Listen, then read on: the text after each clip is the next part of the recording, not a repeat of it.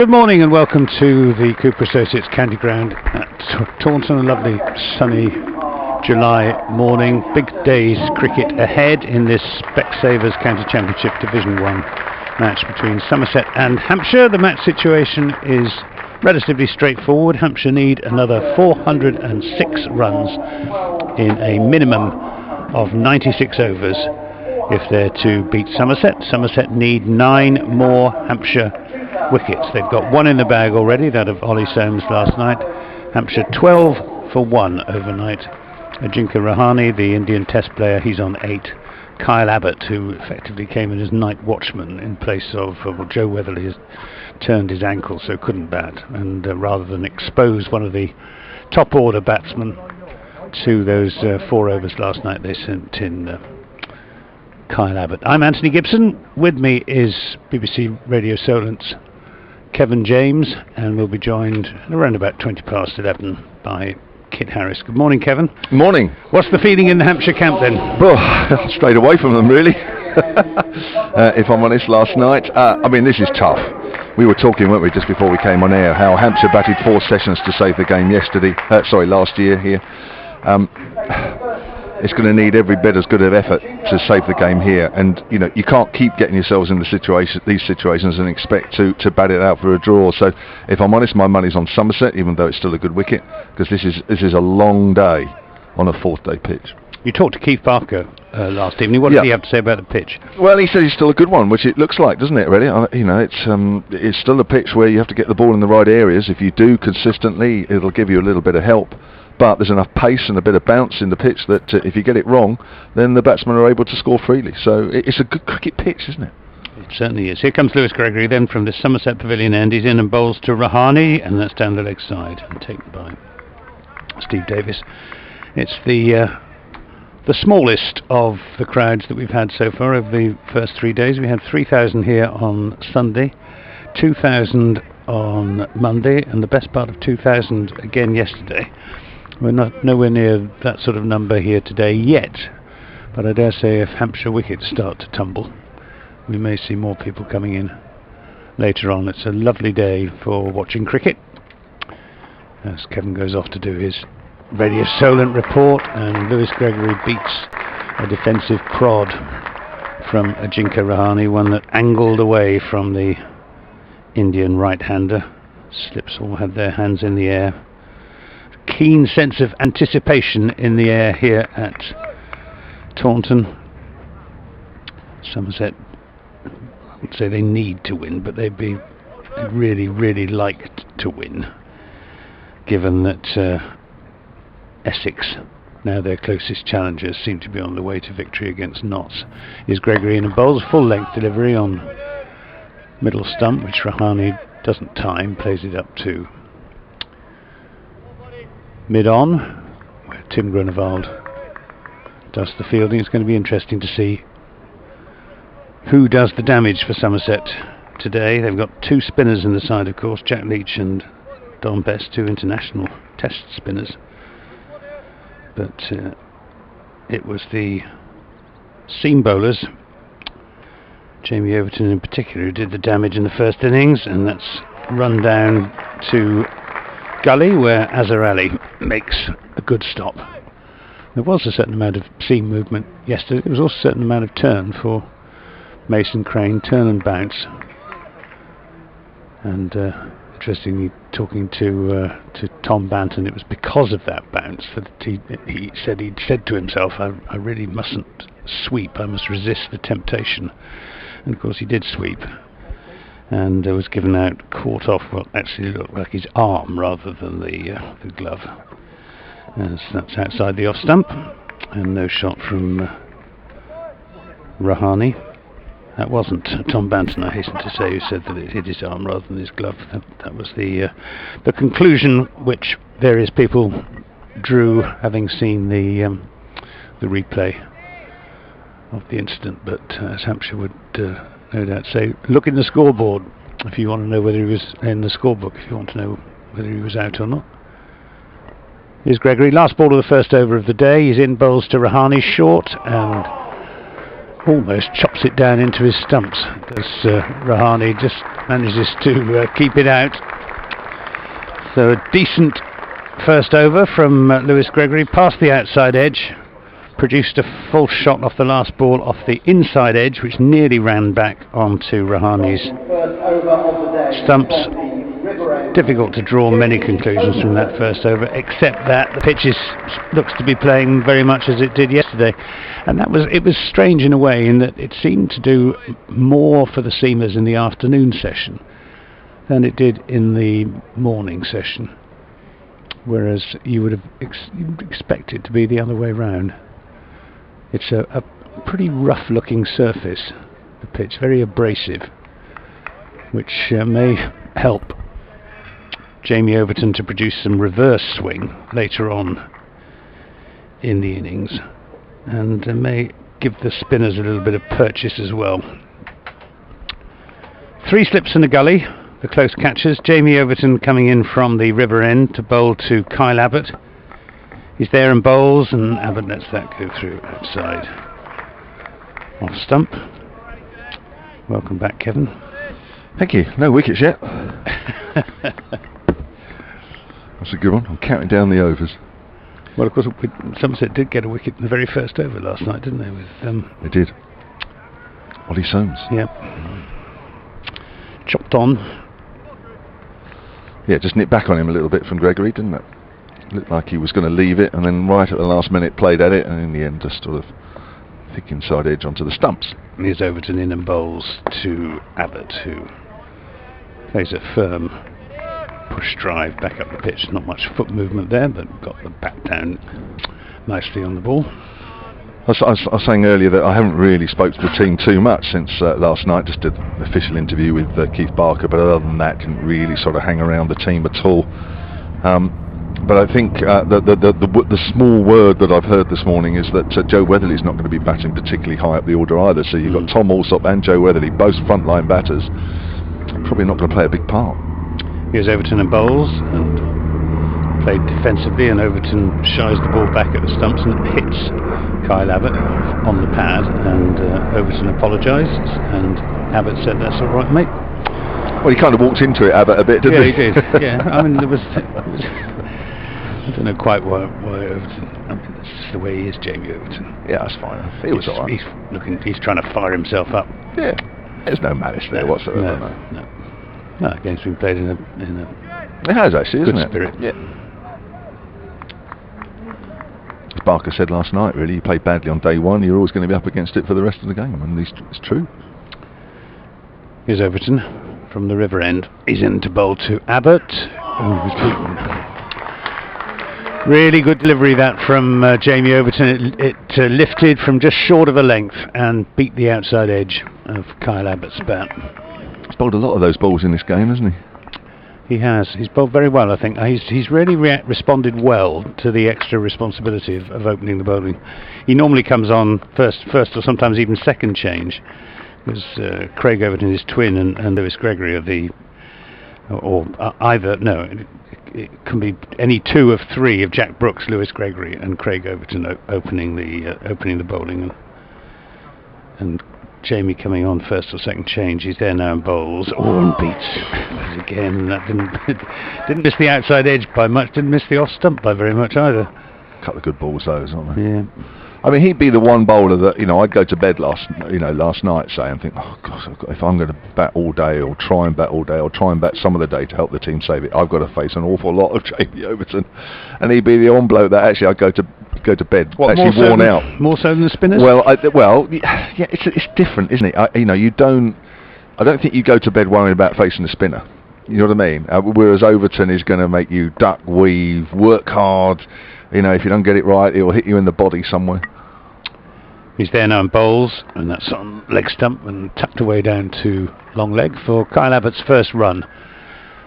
Tim Grenoble doing the fielding down there. End of the second over of the morning. Just the one run added by Hampshire.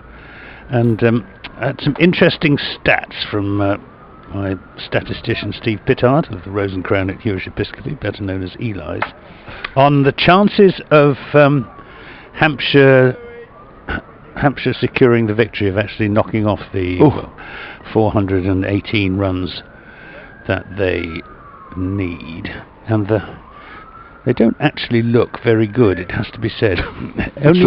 only once has a side here at Taunton chased more than 400 in the fourth innings on the fourth day to win, and that was Somerset against Yorkshire back in 2009 when they scored 479. Okay. Well, it has been done. It has been done. But I would say, I don't think we even need to mention it to the listeners that there's probably little chance that that's going to happen today. Here's Gregory. Pitches the ball up to Abbott, pushes forward, out on the offside.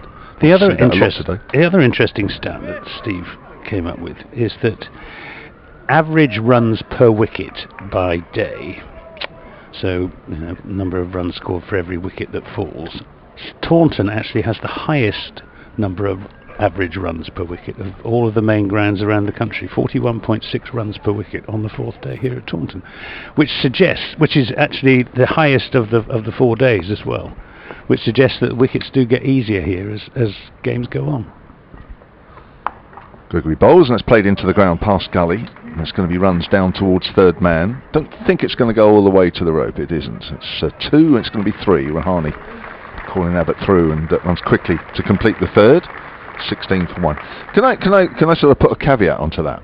You can. Because and I'm generalising here, because I'm sure somebody will find instances where this isn't the case. But I would say games that go into the fourth day here, you would have a pitch to which people particularly sort of associate Taunton with.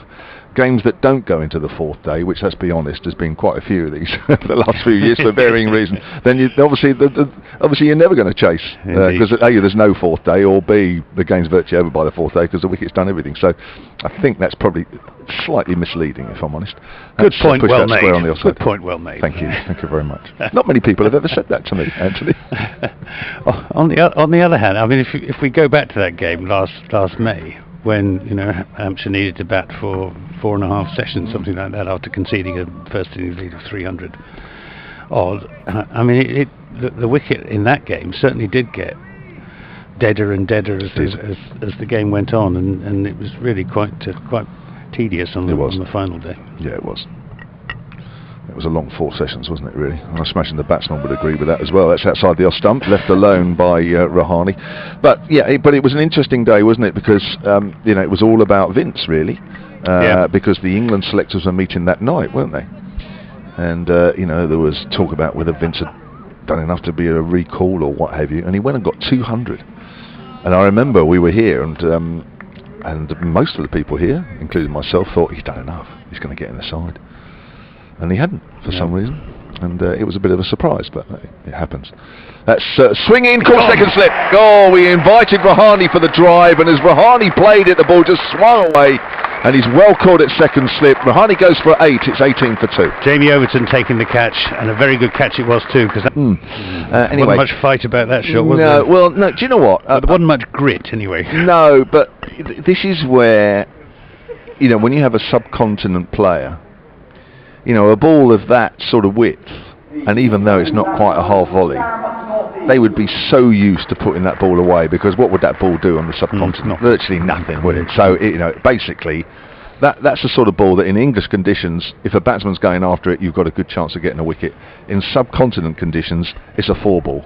I mean, and that's, when you talk about bowlers who are, when you're talking about England and that sort of thing, and some of the selectors would say, well, yeah, but we're playing, we're touring India here, and would he be a sort of bowler that we would want in those conditions? That is the sort of ball you're talking about, isn't it? Yeah.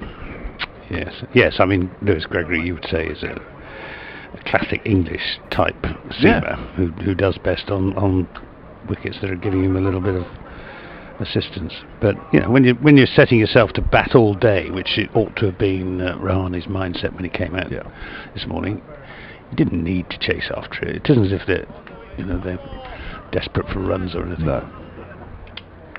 Well, this is the man that Somerset really want to see the back of, Sam North East, who's got a very good record against Somerset.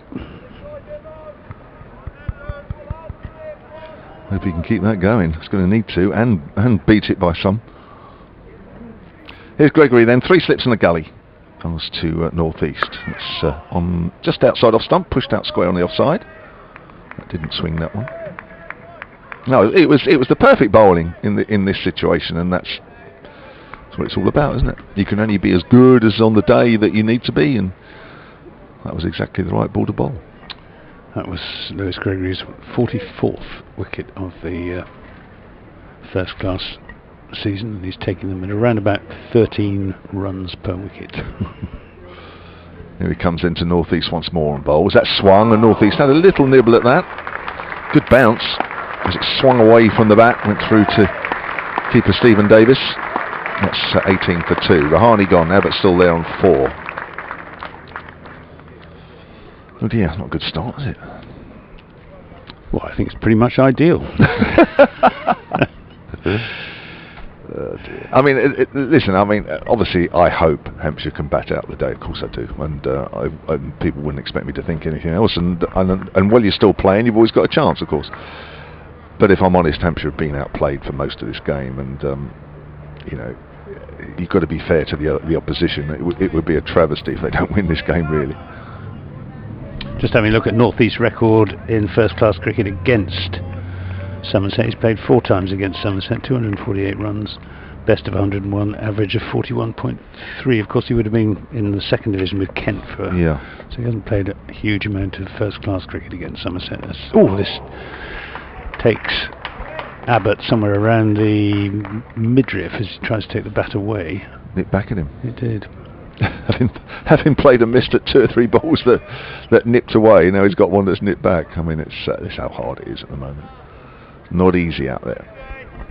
Yeah, it's quite interesting, but you're right. He has got a reasonably good record, but we were talking about it the other night when I was out with 1 or 2, and because apparently when he arrived here, he was saying, "Oh, I think this week it's going to turn," and they said, "Well, look, hang on a minute, we're not so sure," because he literally hasn't played here for quite a while. Overton in and bowls, and that's driven back at him, and he makes a good tumbling stop away to his left, or a half stop. Tom Abel stop that. Completes the fielding. What he does have is a very, very good List A record against Somerset. He's played 5 matches in which he scored 354 with a best of 132 at an average of 88.5. That's not bad. So in one day cricket, he's enjoyed his games against Somerset. Yeah. Because he got runs earlier in the season, didn't he, in the 50 over game? Yep. Yeah, I think it was about half century or something like that. But yeah, of course he didn't play in the fixture here last year because he was injured. Here's Overton in and bowls to Abbott, and he's gone, caught behind, just the faintest of edges. That had been coming for some time, that wicket. Well bowled, Jamie Overton. It's the second Hampshire wicket of the morning. Kyle Abbott caught Davis, bowled Overton for 4, and it's 18 for 3. That's just good bowling. Can't do a lot about that. I wouldn't blame Kyle Abbott 1 iota for that. He didn't push the bat away from his body, he just played down the line, and that's just nipped away at him at pace off a length. You can do nothing about that at all. It's just really good high class bowling. Well, that's the night watchman disposed of. It's going to be interesting. Well, I suppose Riley Rousseau will come in next, and then who have we got down on the card to come in after that? Oh, and Fuller. Fuller, I suppose. Yeah. Fuller, Barker, and they'll fit in Weatherly and Allsop. Do you think Tom Allsop will actually bat? I mean, if it's a completely lost cause. Yeah, well, I think I don't know. I don't know what I'd do in that situation, I must admit, because he is struggling, and he don't. Of course, every time he goes out there, he's risking putting a few weeks extra on his injury. So, I mean, listen, another wicket soon. That's really broken the back of anything really that Hampshire could even offer, and it would just, it would. The fight will disappear if a wicket falls very shortly now. Well, these are the last 2 top order batsmen not carrying injuries, aren't they? I mean, James Fuller is a useful all-rounder, but he's basically a bowler who bats. I mean, you'd never ask him to go out there and bat three sessions. I mean, Keith Parker similarly. It's not going to happen. So 1 more wicket, and Somerset are through to the all-rounders and the injured. Yep. The walking wounded. Doesn't sound very good, is it, if you're trying to save a game at what, 11:20 in the morning? Riley Rousseau, left-handed. So you've got left-hand, right-hand combination, which will help Hampshire. Just that little bit more difficult for the bowlers to find a consistent line. Overton then from the river end, he's in bowling to Rousseau and brings that one back into the left-hander, who plays it back up the pitch. 3 slips in a gully, backward point, mid-off, mid-on, mid-wicket, and a long leg. They have a formula, Somerset, which they stick to pretty religiously, and it's worked for them so far this season. Their real strength, Somerset, in this championship season has been in their bowling. Very, very well supported in the field. Overton in and bowls to Rousseau, who drives that back, and Overton takes it above his head on the bounce and walks back. Lovely morning here at Taunton. Crowd just beginning to build up. Quite a few people sitting outside their apartments in the block of retirement apartments away to our left. 1 or 2 up on the communal area, where they've put some shrubbery in, trees in pots during the winter. Looks very attractive up there. Wonderful vantage point for watching the cricket. It's like having your own private box. Overton past the umpire and bowls, and that's driven away, not timed at all, and is fielded by Tom Abel at mid-on, and that's the end of a successful over for Jamie Overton. He has figures of 4 overs, 3 maidens, 1 for 1. We've had the first 20 minutes of Kit Harris says, do one more. I'll accompany Kevin while he does one more. Thank you. And then I'll give way to Kit Harris. All right. So 2 wickets this morning. Rahane for 8 and Abbott for 4. Not the start that Hampshire wanted, as they try and somehow make 9, well, tried to make 9 wickets last all day, and with 2 injured players, we think that Joe Weatherly's going to, well, he's going to be batting down the order, that's for sure, because normally he opens, but we're not quite sure how high he's going to bat. It might be a bit like Allsop, sort of lower middle order. We'll have to wait and see. Here's Gregory, runs away from us, bowls to Sam northeast, and it just swings a fraction. Northeast pushes forward and goes out towards straightish mid-wicket, and there's no run. Both these batsmen on naught, and we'll start again. Vital partnership, isn't it, for Hampshire? These 2 really need to stick together well. Up to lunch at least. Oh yeah. Tea would be nice. Gregory again. Right on medium pace bowls, and that's swung. Northeast just pulls the bat out of the way. Watched it go by. That's the way to play it. I don't know what to say now. I was a bit stunned by those 2 early wickets. Well, I think Hampshire need to dig in, don't they? They need to sell their wickets dearly and not play too many shots like Rahane's. Ball swinging and nipping around as well, which is not helping. I'd like to see it be really, really flat, but it's not quite like that. Gregory bowls, just pushed out on the offside by Northeast off the back foot.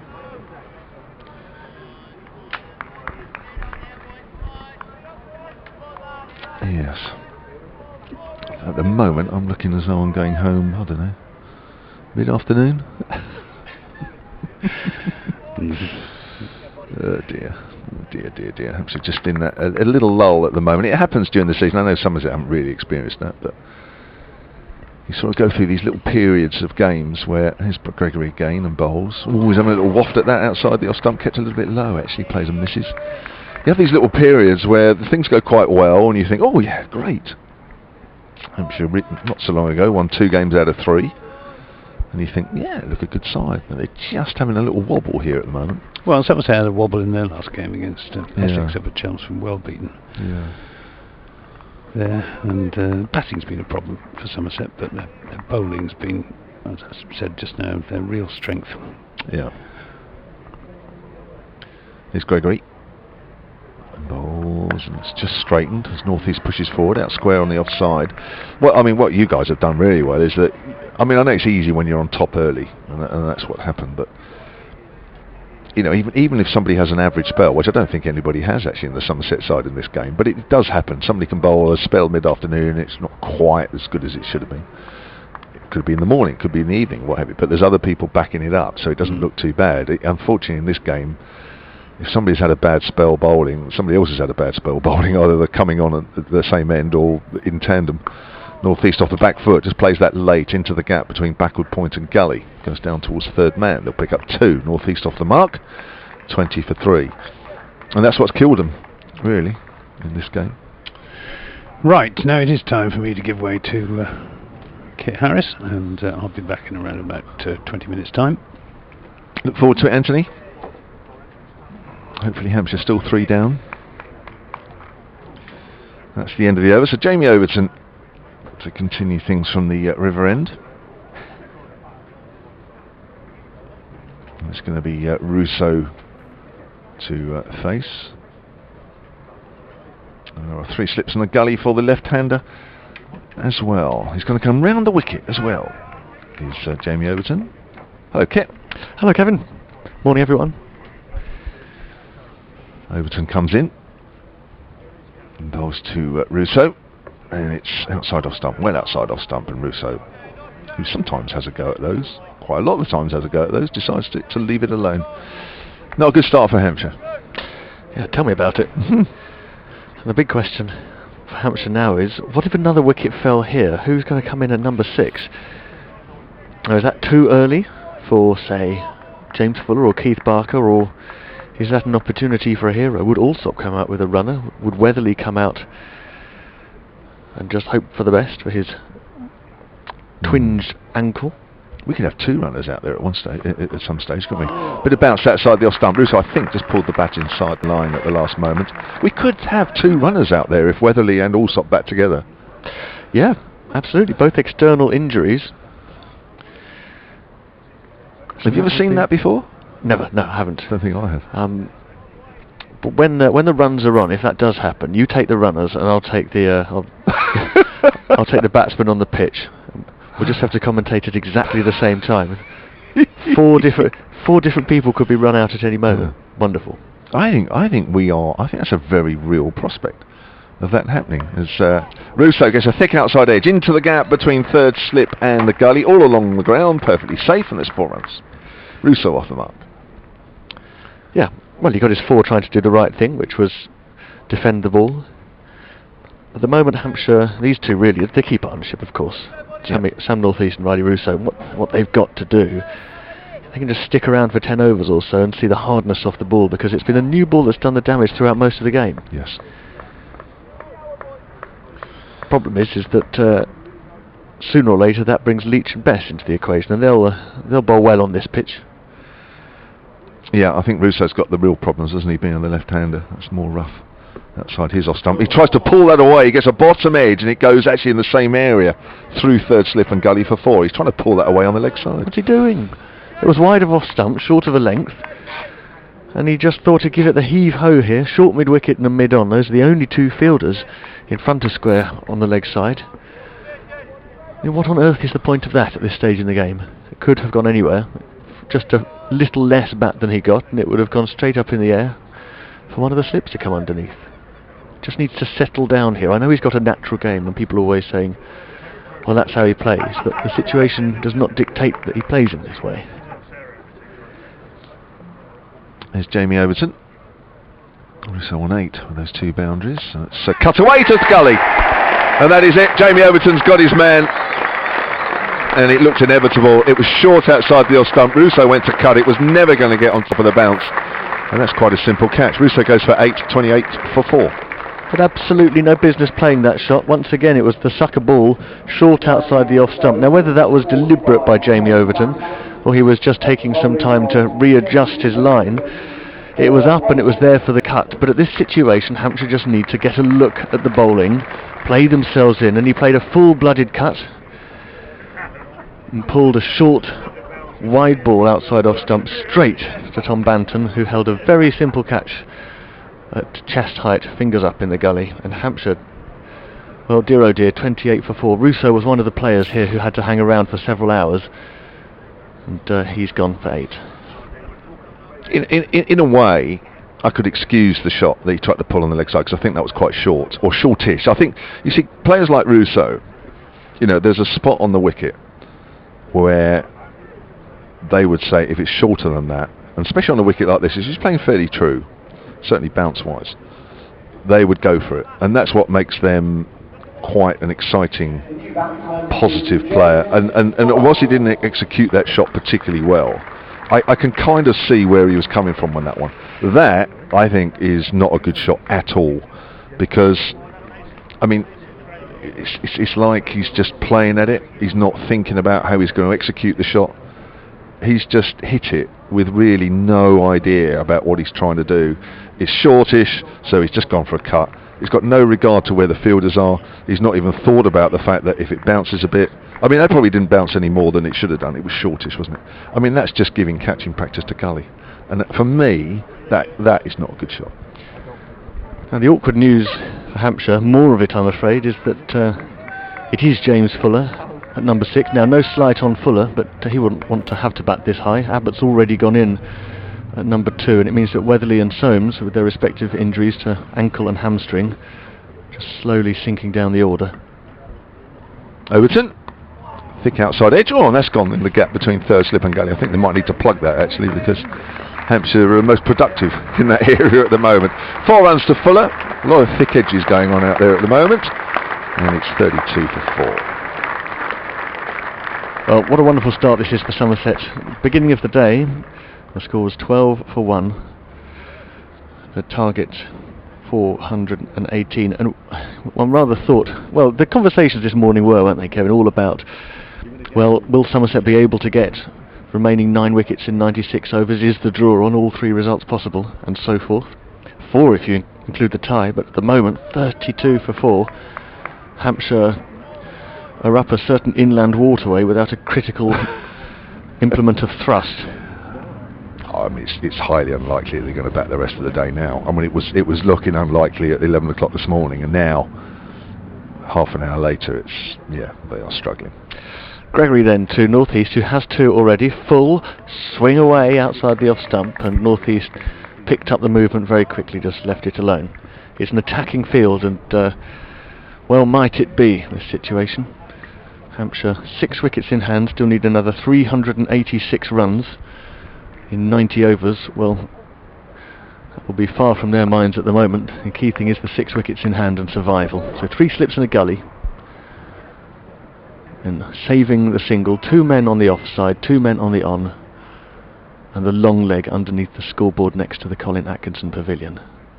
As Gregory bowls, another swinger, just moves away late, and North East defends. The ball rolls back from the ground towards his stumps with a combination of bat and foot. He kicks it away, and I think his heart would have just leapt in a moment of mild panic when he realised that it was far away from the stumps. Actually, the ball wouldn't have rolled back even if he hadn't kicked it, I think. Yeah.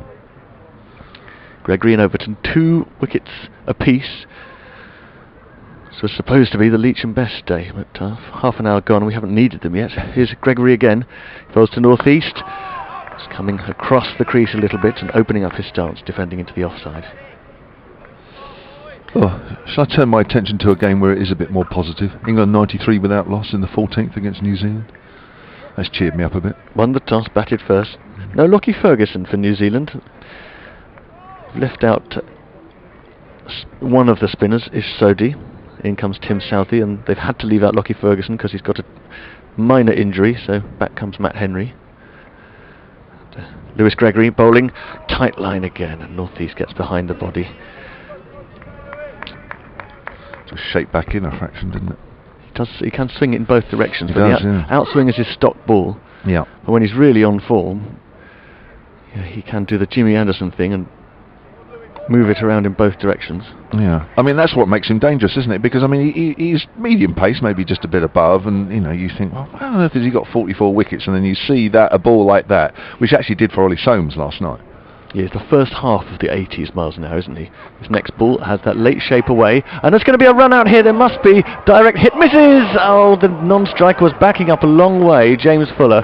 North East sent him back, and Dominic Bess at extra cover picked up the ball And at that point, when he had the ball and was poised to throw, North East was in his crease at the striker's end, sending Fuller back, and Fuller was halfway down. But Gregory had followed up so far, there was no way he was going to get back to the stumps. Grunewald was backing up, and there was no way he was going to get back either. Bess had to direct hit. He had plenty of time to aim and throw.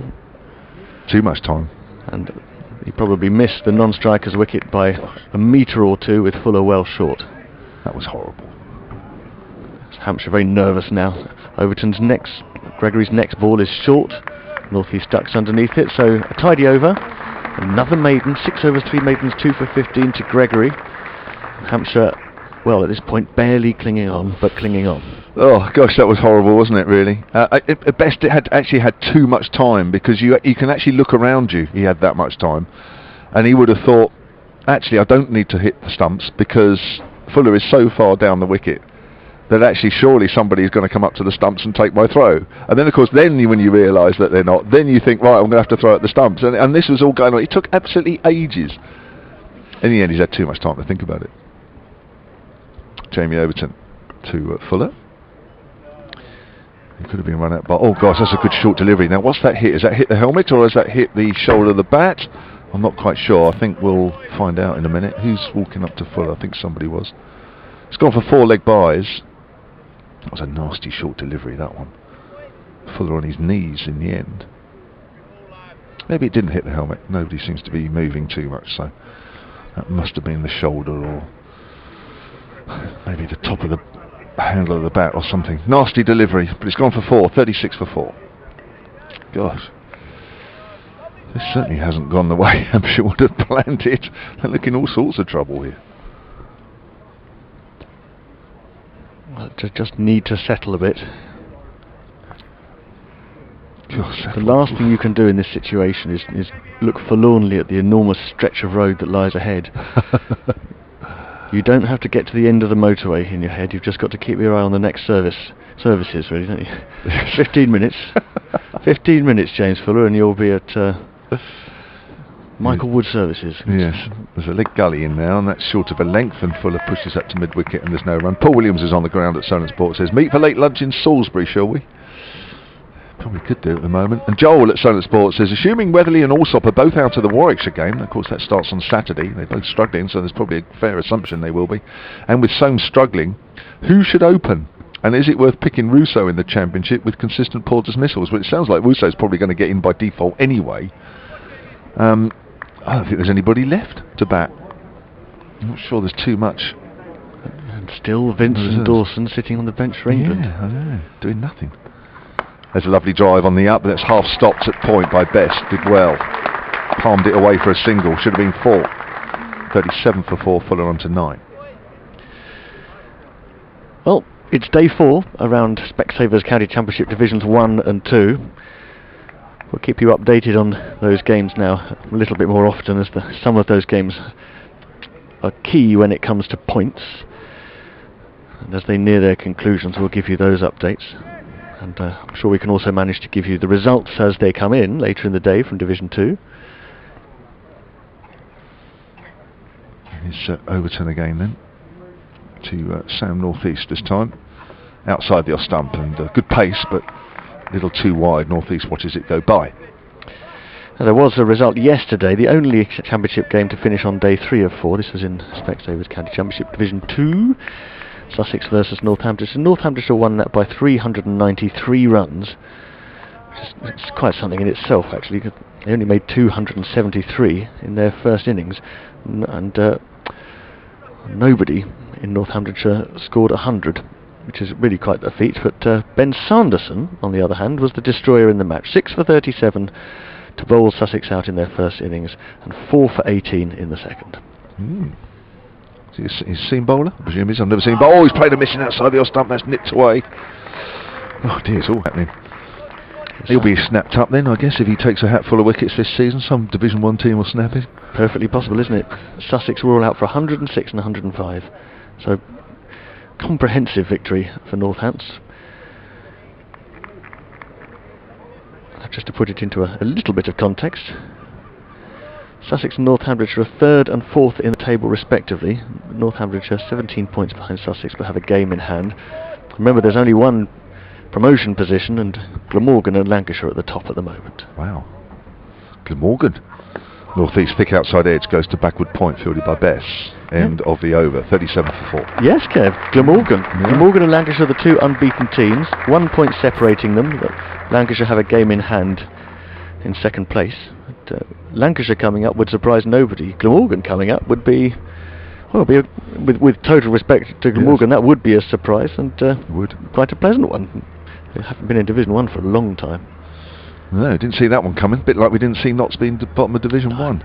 Glamorgan for Notts, replacing in Division 1. That would be interesting, wouldn't it? Dave Allen at Somerset Sports says, wasn't sure whether to listen to you or watch England today. The batsmen of the two sides have already made that choice very easy. Sorry. You can do both.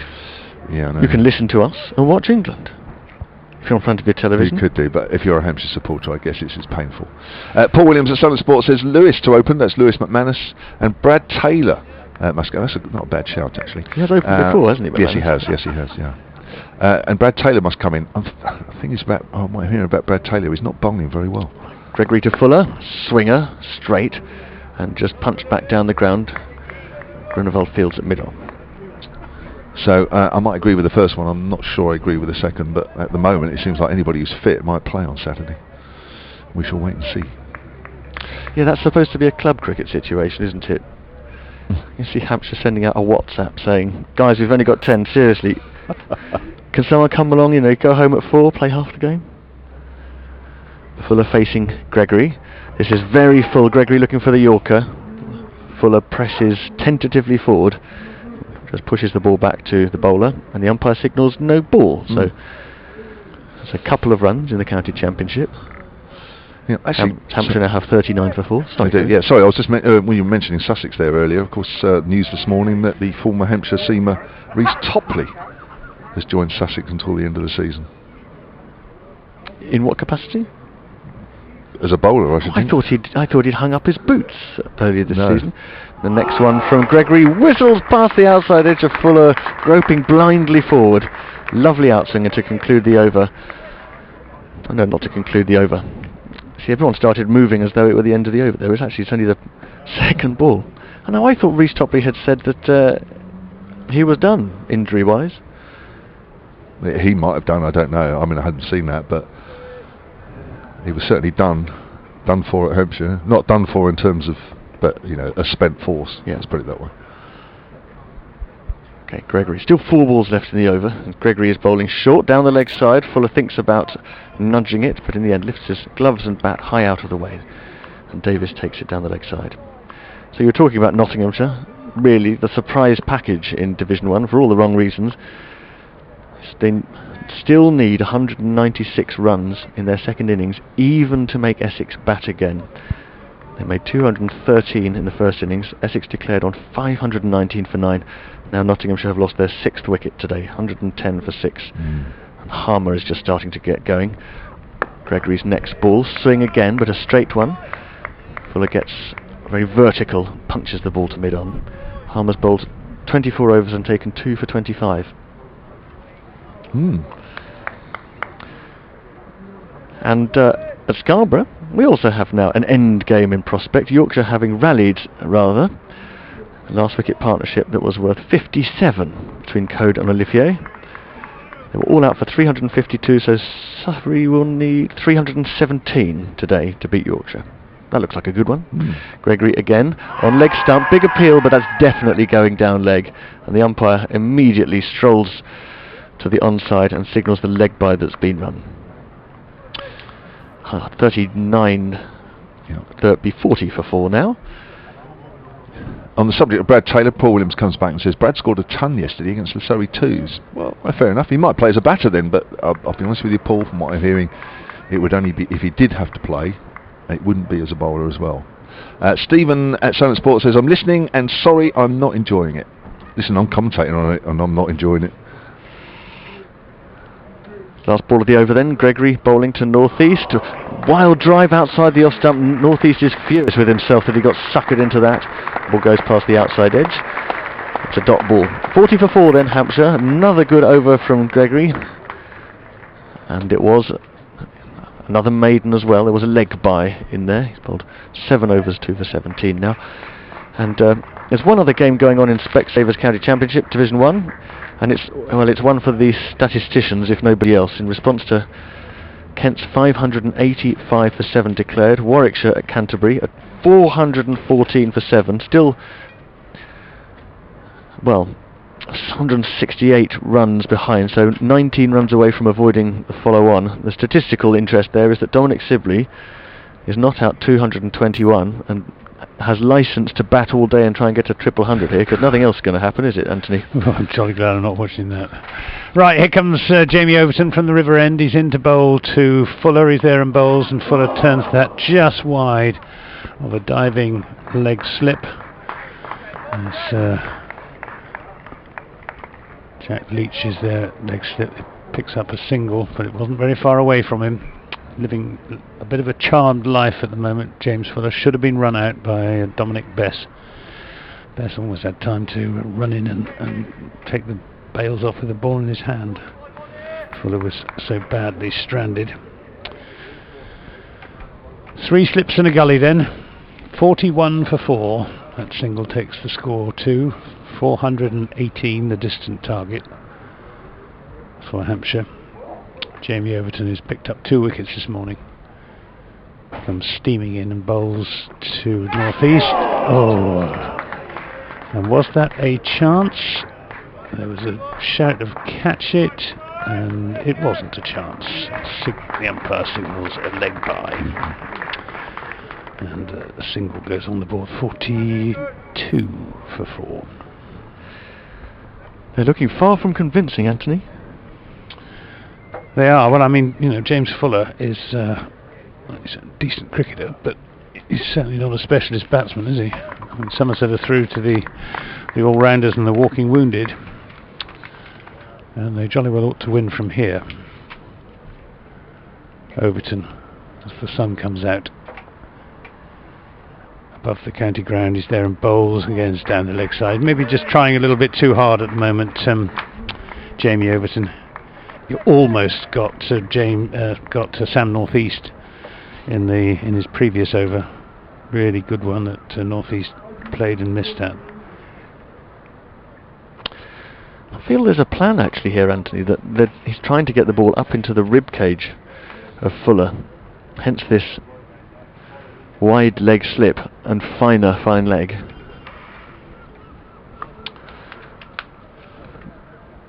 Perhaps he thinks that Fuller's going to have a hook. We will see. He's in now and bowls. That's a full length delivery which is clipped away nicely through the onside for 4 runs. That was overpitched, leg stump half volley basically, and nicely dealt with. He's just trying for the Yorker there, wasn't he? Didn't get it. From his height, you know, Yorker can be such a devastating ball, but miss it and it's the easy leg volley, as you say. James Fuller's had 3 innings in the championship before this game. Scored just 66 runs, best of 54 not out. Hard to form many conclusions from that record, but we know from his time in Gloucestershire that he's a more than useful lower middle order batsman, but by no stretch of the imagination could you call him a specialist batsman. But he's a gutsy cricketer. As Overton bowls to him now. Oh, and a short ball, and he ducks underneath it just in time. That was a well-directed bouncer, that one, which was actually quite well played by Fuller. But he's got his bat. He's holding his bat in one hand, got his other hand on his hip, and probably thinking to himself, "What have I done to deserve this?" Still, he's out there, fighting for his county, and he's showing a bit more fight than 1 or 2 of the others have done so far, notably Messrs Rahane and Rousseau, who were out to both of them out to pretty dreadful shots. 3 slips and a gully go down. Overton is in and bowls, and that's nicely played and well stopped, and they come through for a single because it was stopped, parried by the fielder there, who looks like Josh Davey actually. fact, it is Josh Davey who's off then. Anyway, 47 for 4 is the score. Somerset a man, not sure who it is. I think it is Banton. It could well be, yes, Banton who took that catch in the gully. Good sharp catch it was too. Two-handed above his head. I can see why. Banton is he's not injured, he's just off the boundary, strapping on all the pads and protective equipment. So we're going to see some spin. Or possibly a barrage of short pitch bowling. But I suspect it'll be spin. Funny that you get a substitute for adjusting your clothing, though. I didn't think that was de rigueur. Here's Gregory to Fuller, outside off, and he nicks it away towards the gully. There's a groan from the crowd. I think that dropped short of Azza Ali in the gully. Certainly plenty of men back there for the catch. I don't know, it's Leach in fact. It's he got a consoling pat from Azza Ali. He's got more than one thing on his mind, hasn't he, Leach? Because by the way Banton is padding up and now the way that Leach is warming up, he's going to be bowling the next over from the river end. Just going through his bowling action right now. Gregory comes in again to Fuller. And that is a nice full-length delivery. Just that the swing is just gently ebbing away now. As we get into the 15th over with the new ball. Have you got that the replay on your I have gadget? not, but I will in a moment. All things can be done. Just be interesting. It was hard to tell as to whether it carried or just landed in front of him, but response of one or two of his teammates suggests it may just have carried and couldn't quite cling on. Gregory still striving for this wicket. His next ball is driven back past him and very straight. Now it's a chase for Abel, who I think will pick it up. It's Josh Davey, actually. No, it is Tom Abel. And just Fuller coming back for the 2 there. Gregory pitching the ball up, asking it to swing, and that meant that there was always a drive possible. Another couple of runs take Hampshire to 49 for 4. I think looking at this replay that Scully is out of the picture. Oh, that's a shame. I'll canvass opinion in the press box in due course. Gregory next ball, outside off, dropped down short of cover. Abel chases it. Fuller's able to collect another single, 18 to him. Hampshire have got the 50 on the balls, not without pain. There's polite applause all over the ground from the smallest crowd we've had over the 4 days so far, but nevertheless a happy and appreciative one. It is Wednesday, lest we forget, so also on the whole rather an older crowd we had on Sunday. I expect they've got rather mixed feelings. On the one hand they want Somerset to win, on the other hand they want to watch some cricket. North East at last on strike, leaves an outswinger alone, outside off from Lewis Gregory. He still has 2. He's played a couple of wafty sort of drives wide of his body he shouldn't have played. But he's clinging on, and if Hampshire are going to get any more points out of this fixture, the 5 points for the draw would seem by far and away the least impossible of the 2 sets of points, and North East has got to bat for a long time. Here's the last ball of Gregory's over to him, and it's down the leg side. It's hit him in the box. It kept a Near the little box. low. Yes, he's more mobile than if it possibly the inside thigh pad. He went back to pull. The ball kept just a touch low, hit him. But all is well, it seems. 15 overs gone, still 85 remaining today. 50 for 4 to Hampshire. Yeah, it's going to be interesting now to see how Jack Leach gets on, bowling from the river end. His dome is glinting in the sunshine. Gleaming, that would be a better word, gleaming in the sunshine. And he'll have 2 close catches, Lewis Gregory at slip, as he always is to the spinners. And Tom Banton under the helmet at forward short leg. And then we've got 1, 2, 3 saving one on the onside. We're going to have a second slip, in fact. Jamie Overton is Might even Tom Banton takes off his helmet and his other protective equipment. He's still got his pads on under his cricket trousers. Lewis Gregory just puts the helmet down behind the wicketkeeper. So just the 2 slips for Jack Leach, no forward short leg. He's going to be bowling to James Fuller on 18, 50 for 4. Somerset needing another 6 wickets, possibly only 5, because we don't know whether Tom Alsop will bat if it's a hopeless cause.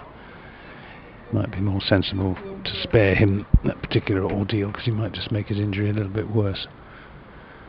Leach then to bowl to Fuller. He's there and bowls, and Fuller swings that away through the offside, and is going to be just a single.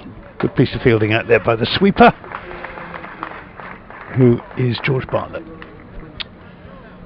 Just out of my sight, away round the corner of the commentary box, down in front of the family stand, which in turn is in front of the Ondaatje stand. Decent smattering of people in the long Somerset stand away to our left. Marcus Trescothick stand about half full. 1 or 2 of the boxes at the top of the 3 in Botham stand occupied, as Leach is in and bowls to North East, who stretches forward in defence, plays it back up the pitch. He's had a good season so far, has Jack Leach. 18 wickets before this game, and that's comes off a leading edge from North East. He was aiming that through mid-wicket. It ended up at extra cover. It went all along the ground, but suggestion there that there might have been a little bit of turn. And Jamie Overton down on his knees, Marcus Trescothick style at second slip. Leach bowls, and that's played into the covers, and an acrobatic piece of fielding by Captain Tom Abel at extra cover, and there's no run. Shouts of encouragement from around the ground. Leach is in again, and North East again stretches forward. Had the pleasure of meeting one of our regular Twitter correspondents, Greg Hill, who's down on the balcony below us. One of our most regular listeners and correspondents. Here's Leach in and bowls, and North East defends out into the covers. So just the 1 run from the first Leach over. No sign of any marked degree of spin. And at the end of it, Hampshire 51 for 4, 2 to Sam North East, 19 to James Fuller. England have lost a wicket against New Zealand.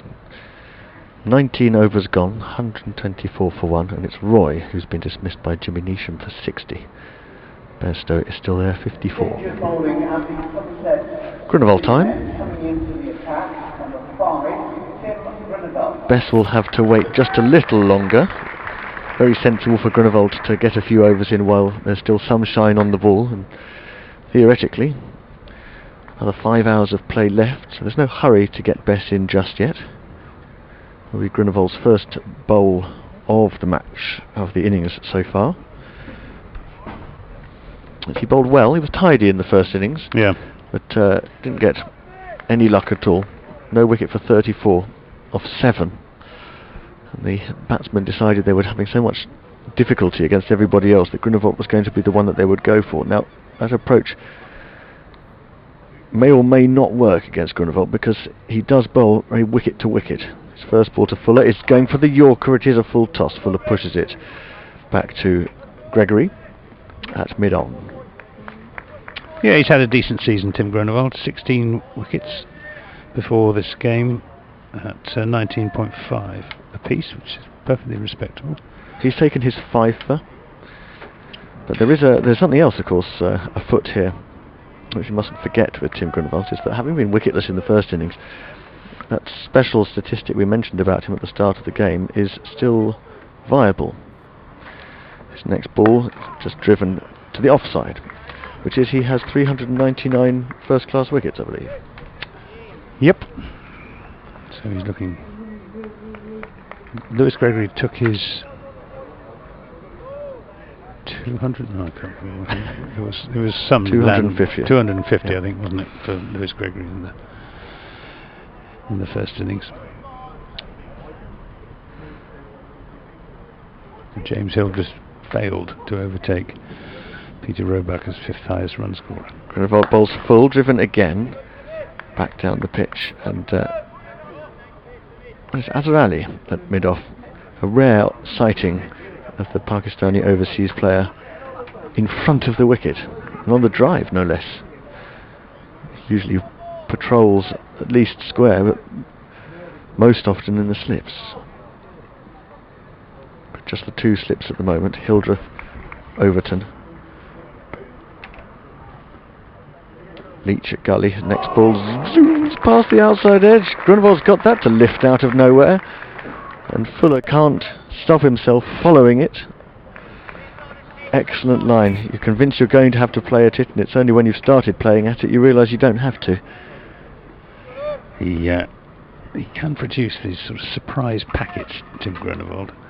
Can be sort of plugging away, and suddenly he'll produce a ball that really bounces or moves. This is driven back to him, hits the stumps, and appeal for a run out. But at the non-striker's end, on the basis that Sam North East was out of his ground when Tim Grunewald deflected that ball into the stumps. But umpire Russell Warren decided that he wasn't out of his ground. Might have sent it upstairs though, mightn't he? He would have done, I think, if this had been a televised match. 6 Somerset bowlers have taken a 5-wicket haul so far this season. That in itself is a remarkable statistic. Gregory, both Overtons, Grunewald, Leach and Brooks. Best could do it today, couldn't he? Grunewald's next ball is full, going for the Yorker, a little bit too leg side-ish though, and it's pinged across the line to George Bartlett at mid-wicket, who, although he's pulled off a straightforward stop, has hurt his left hand in doing it. 51 for 4, Hampshire. Things just very, very calm at the moment as North East and Fuller cling on. Yeah, it's good bowling by Grunewald to Fuller, who likes to drive the ball. And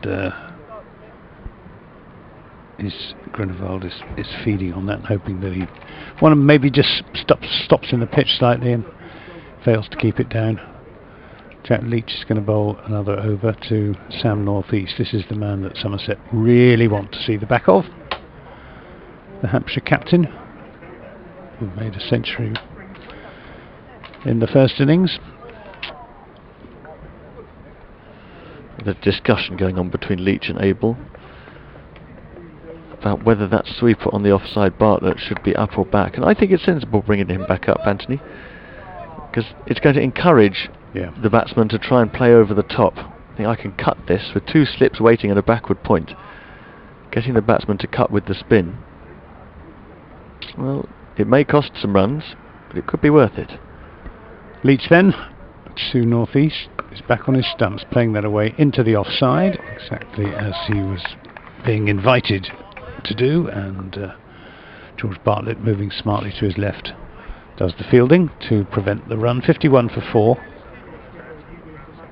in this Specsavers County Championship Division 1 match between Somerset and Hampshire. It's Jack Leach in bowls, and a defensive shot from North East.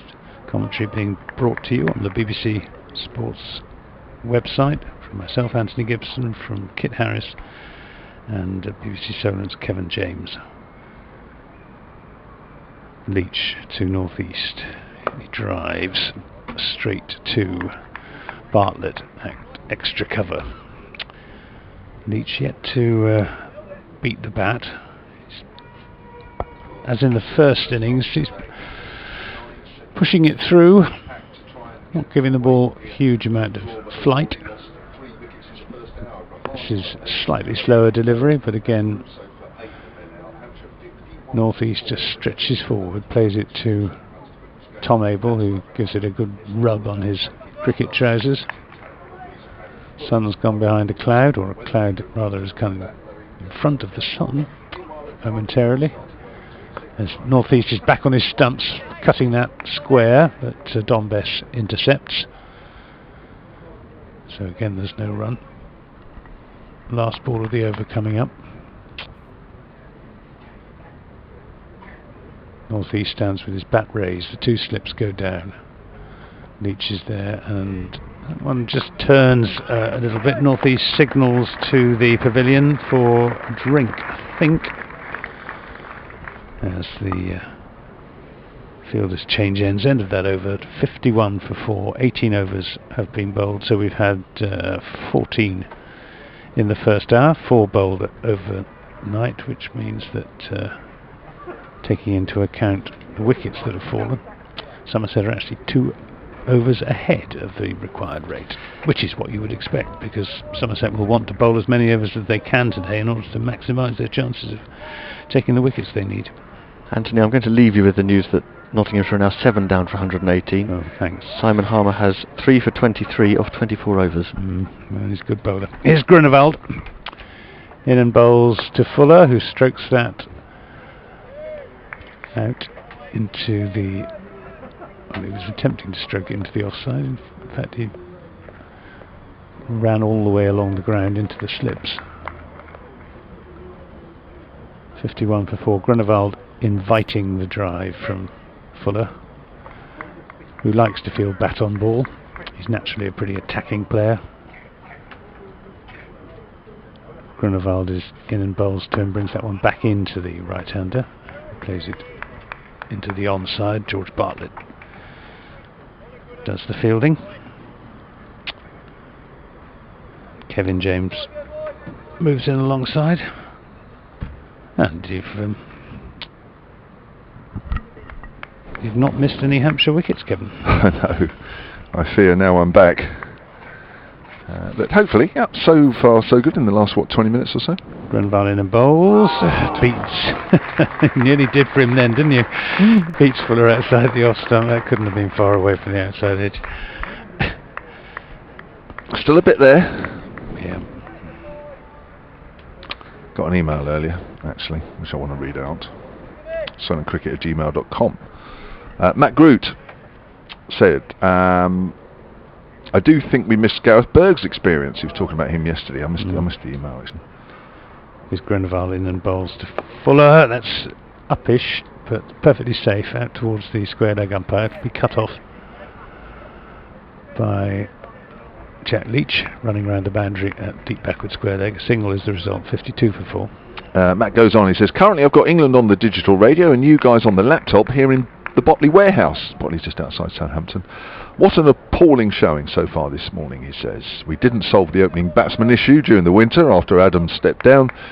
And what's our highest opening partnership been this season, I wonder? It's not loads.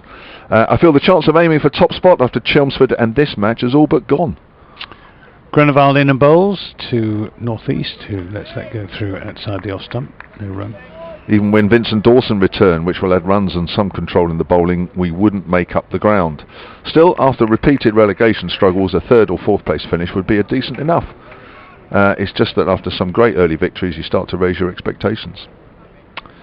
Yeah, very true. I wouldn't say Hampshire are out of it yet, even if they lose this game. There's still a long way to go. Yeah. Grunewald in and bowls, and North-east plays a full shot there, comes off thick inside edge out into the onside. George Bartlett does the fielding. End of the over. 52 for 4. 1 or 2 tweets from Robert Whittaker. Good morning, gents. Was at the county ground for the first 2 days of play. Missed yesterday due to travel. Now back in Istanbul. There you are, watching and listening to the live stream. Come on, Somerset. And Barbara Ella also says, come on, Somerset, you're home. And it's a lovely day. May pop down. Well, why not? It's good cricket out there, and these two are putting up a bit more of a fight for Hampshire than 1 or 2 of the previous batsmen. Just another 5 hours to go. Yes. Yeah, I mean, you're right. It is. I mean, this is only the first game of the second half of the season. I take Somerset out of this equation, even though you lost to Essex last game. But Hampshire are just in a little bit of a run of games here where they're not at top form. And if you are to have aspirations of at least challenging for the title, then we need to get out of this little dip as quickly as possible. Jack Leach to bowl another over from the river end. He's bowling to Fuller, who stretches forward and plays it back up the offside of the pitch. Still, I mean, you've got one of the strugglers in your next game, Warwickshire. Yeah, I think they're a better side though than they were when we played them first up. Leach is in the bowls and Fuller drives that up to deepish mid-off, and again won't get a run. Is Ian Bell back playing for Warwickshire yet? He's been playing in the seconds, I think, hasn't he? Yeah, he played a cog game a couple of weeks ago, didn't he? Leach in and bowls to Fuller, and Fuller will get a single this time as he just drops it into the onside where there's a bit of a gap in the field as O'Reilly picks up. 53 for 4. So far the seamers have looked more likely to take wickets than Jack Leach. Yeah. As far as spin-wise is concerned, it doesn't seem to have got. He hasn't got any more help than he did on day 2, day 1, day 2. Bowling now to Sam North East. 2 slips go down. Jamie Overton on his knees at second slip. Leach bowls. And that's just pushed into the offside. James Hildreth close in at yes, about 15, not even 15 yards from the bat at cover point. Leach in and bowls, and North East lays back, cuts, and will pick up just a single. Good stop by Dom Bess, sprawling away to his right. That's the first runs for North East for ages. Yeah, he's selling his wicket dearly, isn't he? He's setting a good example to his troops, it has to be said. Played 1 or 2 slightly airy-fairy shots, but they've been the exception rather than the rule. The rule has been stern defence. Leach to Fuller. This gives that one a little bit of extra tweak, but it doesn't produce any extra result. End of that over, 54 for 4. Jack Leach 3 overs, 1 maiden, none for 3. Tim Groenewald 2 overs, 1 maiden, no wicket for 1 run. It's going to be quite attritional cricket, I think, here, with Hampshire digging in and the Somerset bowlers plugging away. Don't think we're going to enjoy a feast of stroke play here today, or at least not just yet. No, we won't. I never expected to. I don't know about you, Anthony. I never expected it. 1 or 2 people on the ground said, "Oh, I think they might go for it early on." I said, "You'll be so disappointed." Just going back to that point about the sort of a run of form that Hampshire are in. It started with a draw up at Yorkshire, but Hampshire played that game 2 days after the final, which was not ideal. They didn't play particularly well up there. Here's Groenewald bowls, and he's wrapped on the pad, as you know. It's gone through bat and pad through to the keeper. Sam North East beating all ends up. How that didn't hit the off stump, I really don't know. Not missed by very much. So they got away with the draw, helped by a bit of weather as well. And then, of course, it absolutely pelted down at Welbeck, although Hampshire did play reasonably well. Actually played fairly well, actually, in the one day that we did play. And then, of course, didn't play very well at Chelmsford. And then here they've been okay in patches, but on the whole they've been outplayed. So they are in this little patch. They need to get out of it, hopefully starting on Saturday against Warwickshire. It's down the leg side, peel by Stephen Davis, mainly for a catch, not out, says umpire Russell Warren. So 54 for 4. Was it 12 for 1 at the start of the day? So we've had 42 runs. That's not the issue, really, is it? No. It's the wickets.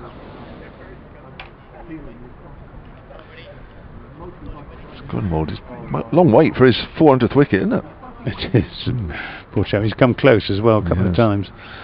Right, so I'm over. Bowles is on the line of leg stump, and North East whips that away on the leg side for 4 runs. I'm going to get 400 wickets bowling those sort of deliveries.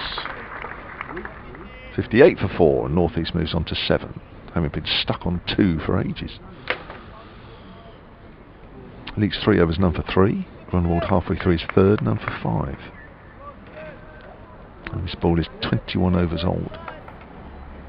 Still a bit of hardness, still time. I wonder if we'll see Jamie Overton before lunch again, won't we? I'm sure he's faced 40 deliveries, Sam North East, for his 7 runs. Yeah. I reckon there's at least half of those, if not more, where he was stuck on 2. Here comes Grunwald, run away from us and bowls. It's very wide of off stump, and North East actually went to cut that. It wasn't very convincing. Wasn't very convincing cricket from the bowler or batter, actually. It wasn't. It was poor delivery. Yeah, it happens. I suppose North East reckoned it was a free hit, basically. Yeah, I mean, as we were saying earlier, that it's basically a true wicket for the batters. They love it because there's a bit of pace and there's a bit of bounce, so there's no problem for them. And of course, for the bowlers, there's enough help to keep them interested as well. But if the ball's there to be hit, then I suppose the batsman always going to be looking for it. That's a drive by North East back to the bowler. 12:15 coming up to, so an hour and 15 minutes play this morning. And there are still 80 overs remaining. That is an awful time to try and keep 6 wickets intact. Well, Hampshire haven't gone down in a heap, as it looks as if they might do at one stage. I know. It was a horrible first half hour, wasn't it? That's on the line of leg stump as well from Grunwald, and that's turned away by North East. Square leg for a single. Moves on to 8:59 for 4. Yeah, Rahani after 10 minutes, Abbott after 16, and Russo after 27 minutes of play this morning. And it should have been a fuller run out after about 40 minutes as well. Cool. I think actually Vest could have run with the ball to the non-striker's end. I'm sure he could. I'm sure he could. You don't think about that at the time, but he probably had enough time to do that. Well, Jack Leach is going to persevere from the river end. He's not been getting anything. I don't think he's. In fact, I'm sure he hasn't passed the bat so far in this innings. Maybe one or two have been a little bit edgy. Haven't gone exactly where the batsmen were intending, but the seamers, particularly Gregory and Overton, seem to hold the greatest threat. I think Leach would have been a real problem for Russo.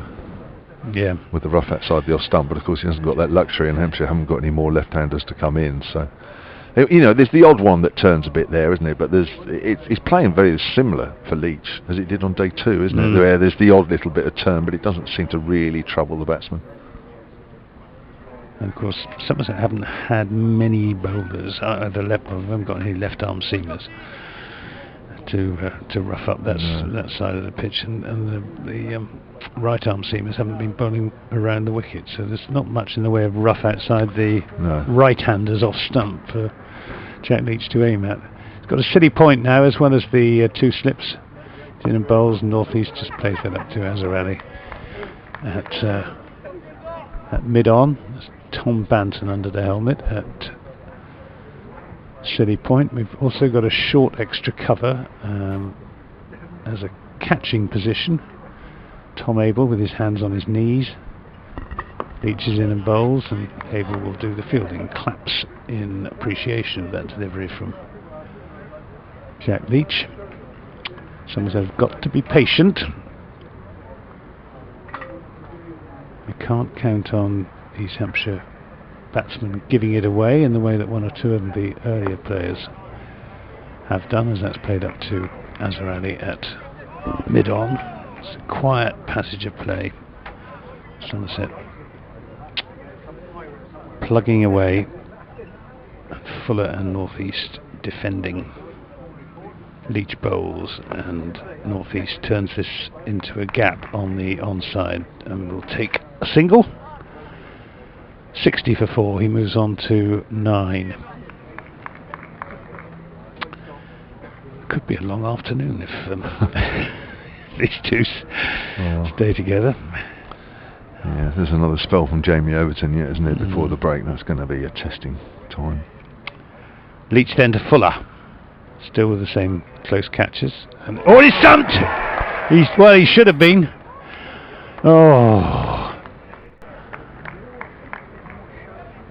I think he should have been, don't you? I'd love to see the replay of that.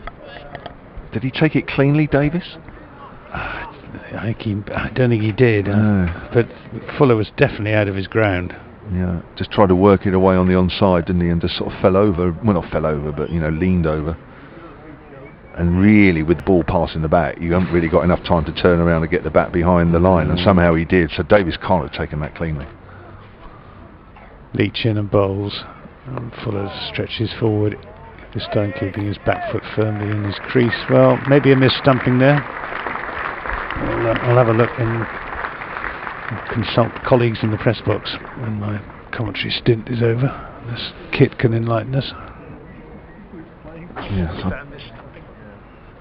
Yeah, Kit says yes. Yeah. That's the one that turns, though, isn't it? You know, we were just saying, I mean, he has to sort of keep bowling Leach, and probably for 2 or 3 overs, nothing really, but the odd one will turn, and we've seen that throughout the game, haven't we? Just the odd one just turns a bit more, and that one was. That's where Fuller has to be a little bit careful, because you think, oh, it's not doing loads, so I'll play that ball sort of. He was trying to play it wider mid-on. It's been interesting where North East has played those sort of line of deliveries as Grunwald comes in. That's on the line of middle and leg again. It's turned down to final. It's gone quickly. It's gone for 4. And that will be North East up to 13, and it's 68 for 4. So, or 64 for 4, the score would have shown. So it's interesting, isn't it, that over? I mean, Leach is bowling a very tight sort of middle stump line, almost middle and leg at times, and inviting the batsman to play it on the onside, which you would do naturally, but you have to be careful, of course, because if it does turn, as Fuller found out there, then you are playing across the line of the ball. But generally, if it isn't turning, then you can sort of get away with it. But interesting, North East is playing it up towards mid-on, but Fuller in that delivery was trying to play it wider mid-on, so he's coming across it a little bit too much. So that's what left himself open there. But it's a good line that Leach is bowling, actually. Yes, he's been bowling a very, very consistent line, making the batsman play. Yeah. It's very tempting to sort of just bowl off stump and maybe a couple of inches outside as Grunwald bowls. There's a lovely drive there from North East through the covers. And that might just about go all the way. It does. That's 4 more. Moves on to 17 now. Having been stuck on 2 for ages, he's now starting to find runs coming a little bit easier. 68 for 4.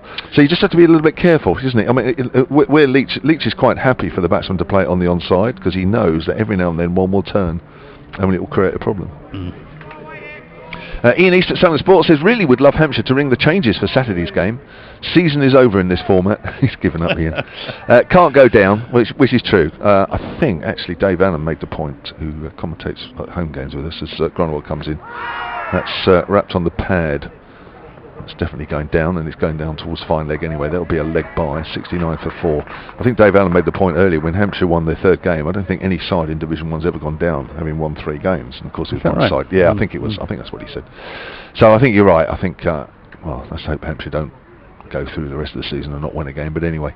And he says, can't go down, so give 2 or 3 of the young lads a go with the bat. Well, I think actually one might, or maybe 2, because the injury situation would suggest that neither Weatherly at this stage or Allsop will be fit for Saturday. And what about Gareth Berg? Is he fit at the moment? Yeah, he is. Yeah.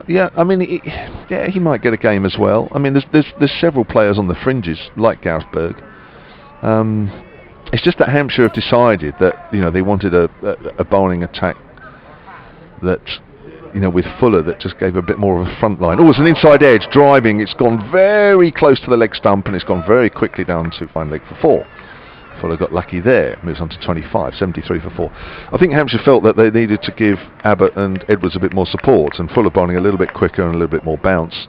It became a 3-man sort of front line attack, as opposed to Abbott, Edwards, and then backing them up was Barker and Berg. Now, Hampshire went with that early on in the season, and that's fine, and Bergie's still a good player. There's absolutely no problem with that. But Hampshire switched policy a little bit, and there's no problem with that either. You've got to try things, and you've got to see, how you see fit. And it worked for the first 2 or 3 championship games, but it hasn't worked here because Fuller, basically on the whole, hasn't bowled as well as he would like. Now he's wrapped on the pad. That's going down for me, but it's close. Not out, says umpire. Good shout. Wouldn't have surprised me if the finger had gone up. It's just angled, isn't it? It's not straightening, it's just angling. Yeah. But yeah, you're right. I mean, I've probably seen those given, but I think I was erring on the side of he's okay. So it's just how you see things, isn't it? Really, you change things a little bit, and I think that's a sign of good coaches, really, rather than just stick to a steadfast policy. Let's move around. They may change it again on Saturday. Might have to anyway. There's a drive up to mid-off. Good stop from Azhar Ali, but they come through for a single anyway. Oh, he's hurt his finger. Oh. He's alright, I think. It was a good stop. Yep. Right, time for me to make way for Kit Harris, I think. Thanks, Anthony. So 74 for 4. just to give you an idea of where we are in terms of the state of the game. Hampshire still need another 345, but you can forget that. It's all about Somerset taking these last 6 wickets, and Hampshire's lower order is a little bit longer, with the fact that 2 main batters in Alsop and Weatherly are both injured. And we know that Tom Alsop will bat low down because he did in the first innings. He's virtually batting on one leg. Joe Weatherly, with his turned ankle, is also struggling and limping, and he's obviously moving down the order as well. Here's Leach. Welcome back, Kit. 2 slips and a gully. Bowls to Fuller, pushes well forward out on the offside. No run. Yeah, no wickets here in the time that I've been away. Nothing since just before 11:30. Getting on for an hour. Yeah, it is. Well, good for Hampshire to just knuckle down for a bit, isn't it? Get themselves together. Still a long way to go. Oh, definitely. Leach bowls, flighted, and Fuller pushing forward back to the bowler. Yes, it's a bit of a luxury for Fuller to be batting number 6, but he's doing a good job so far. He's on 26. Leach bowls. We've gone quiet out on the ground. It's pushed up to mid-off, no run there. Well, they say in this situation you divide it into 15-minute segments. I think that's the right thing to do. Just, we'll bat until 1:45, then it's another quarter of an hour until lunch. You just break it down. Yeah. Each segment is only 4 overs. It is. I mean, when you've got so much time left in the game, and you're in this situation as Leach bowls, that's outside off stump, just turned a fraction, but left alone. You just play. You know what I mean? You just play a normal game as if it's a net, as if it's just another game. You go out there and. It's still a good wicket to bat on, isn't it? It's nothing. There's nothing there that you would say, absolutely no chance of lasting here. It's there's a bit of help, but it's still a very battable wicket. It's pushed up to mid-on. It's a straighter bat from Fuller. I'd like to see that. But you do. When with so long left, you just go out there and it is literally just play. You all know you can bat. Just play the way you bat.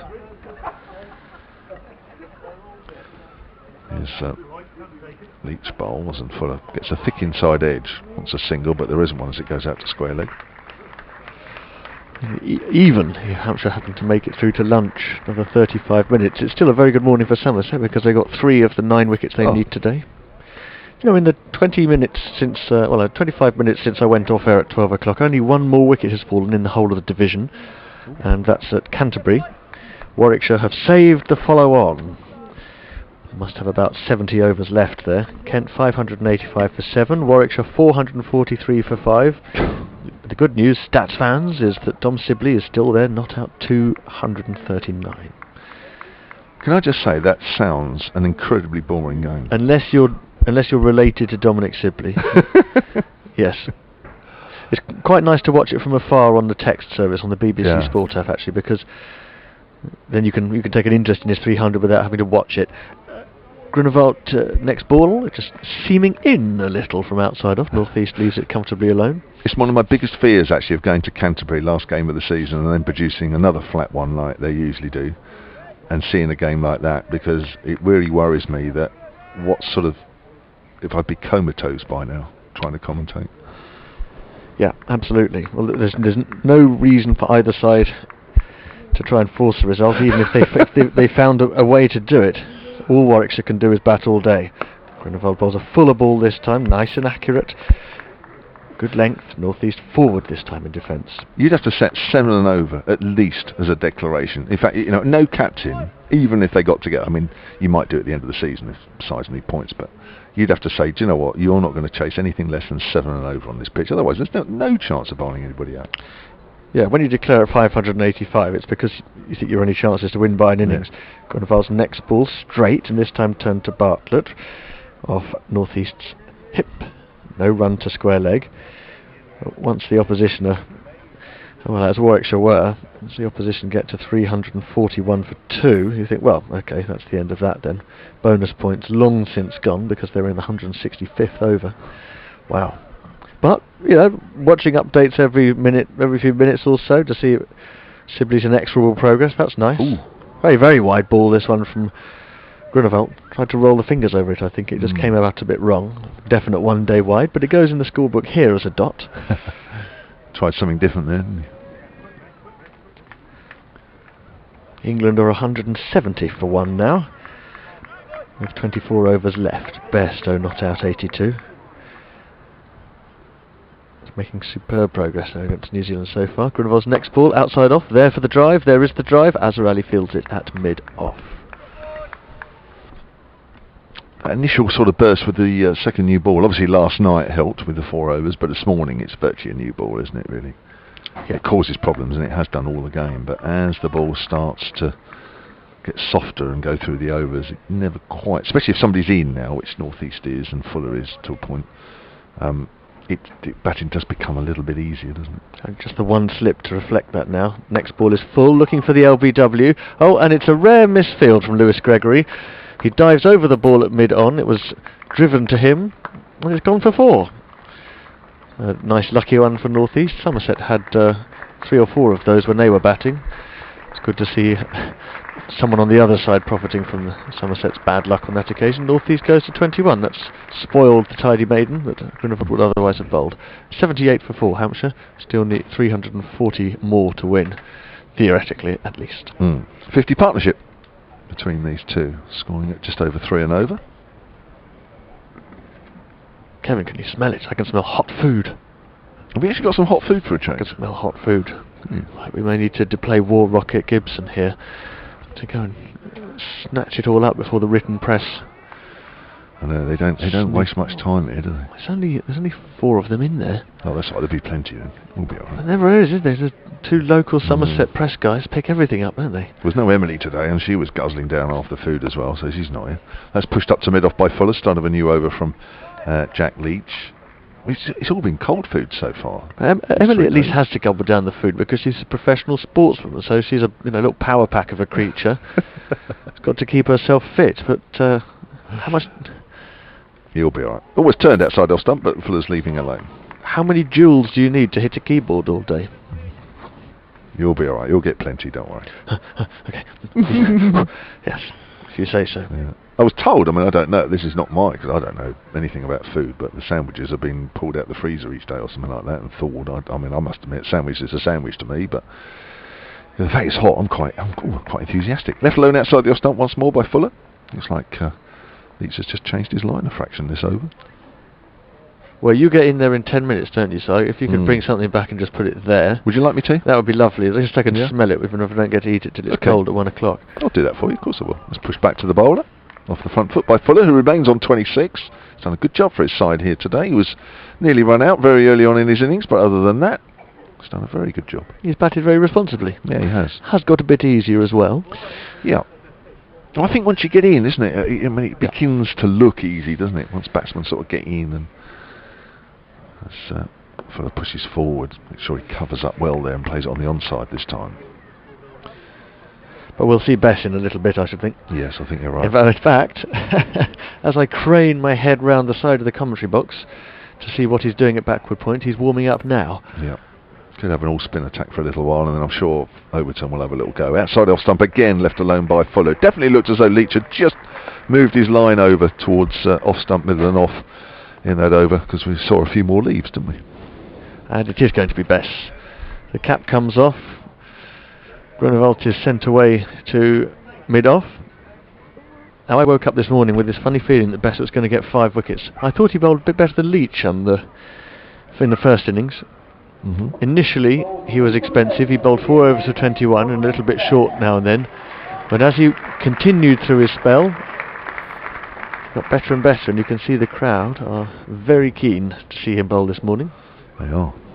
And there'll be a little bit of rough there for him, actually, outside the off stump, with Overton's come round the wicket at that far end. LP Collins at Sun Sport says, do you know what's up with Joe Weatherly? Yes, I mentioned it, you've obviously just started listening, but he turned his ankle over yesterday in the field, and he was on, off, spent more time off, actually. But he's turned his ankle over, he was hobbling around a little bit, and because of that, like Allsop, who's got a hamstring injury, they are both batting down the order. And sausage rolls is the answer to the other question. Ooh. Anthony's just come in, chomping one in a civilised way at the back of the box. The kind of things you think you could quite easily knock off too, and it's only when you're 3/4 of your way through the first one that you realise that you've exceeded yourself.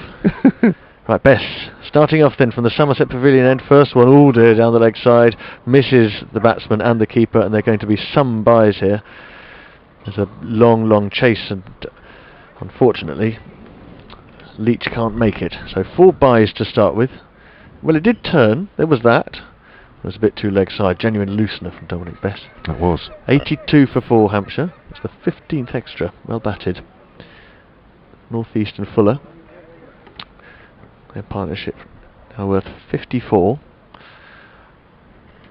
They're just starting to get, well, it's not really about momentum in the Hampshire innings. 336 more runs to win. Well, winning the game wouldn't even come into consideration unless these two happen to put on another 150 and be together by tea. It's such a long way off. But what they have got is a period of strong and stable government. Somerset have been able to come up with no upsets, no coups. Sounds like the sausage rolls on the floor. Yes, the sausage rolls are upset. That was probably the Western Daily Press reporter tripping over and dropping his pencil case, trying to rugby tackle anyone ahead of him. They stick it away, those local hacks. Right, at last Bess is ready to bowl to North East again. This leg side once more, gets onto the back foot and pulls it hard down onto leg side, but George Bartlett is sweeping. So just the 1 for North East, 22 to him. 83 for 4. This is what Bess did in his first spell. He dropped it short and let the batsman sit deep in the crease and play across the line. As Fuller takes strike, his offside sweeper he brings up close. So 3 men round the bat, 5 in the ring, and just George Bartlett sweeping on the leg side. That's a confident move. Bess bowls his first ball to Fuller, spun up, Fuller comes down the pitch and works it into the air over mid-wicket. Tom Abel was only a fraction away from it. It's a false shot. Would have been a catch if Tom Abel had been about 10 metres to his right. Fuller using his feet, 27 with that single he has. Hampshire 84 for 4. If Fuller's going to come down the pitch to Bess, that would encourage everybody. Yeah, got well outside the line there, didn't he? He's pushing at it a bit. Not really in control of that shot. North East is back on strike. Offside sweeper goes onto the boundary again. It's Bess to bowl to him. Again a little short, and North East moves well to leg and then just prods the ball back to Dominic Bess, setting himself up to give himself room then, and just at the last minute deciding he wouldn't play the cut.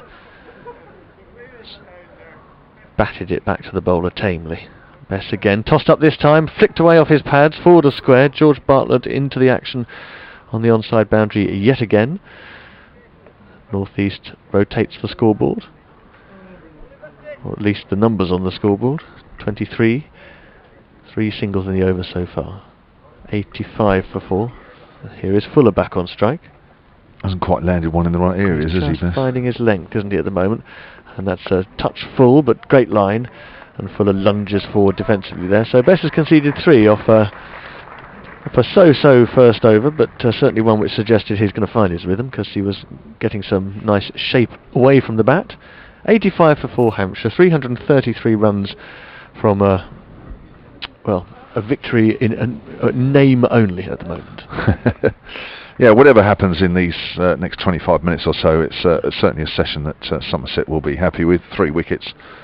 That would have been talked about in the dressing room. Get 3, then we're sort of well on our way, especially with 2 injured batters. They'll be happy with that, even if they might not take a wicket for the last hour and a half. It's the first half an hour that's really done the damage and broken the back of the main resistance from Hampshire. So we're going to have Jack Leach to continue. 6 overs, 3 maidens, none for 4, but nobody's really looking to tear into him. Just making sure that they just bat long as possible. There's a man on the drive on the offside. Banton's in at silly mid-off, and there are 2 slips really.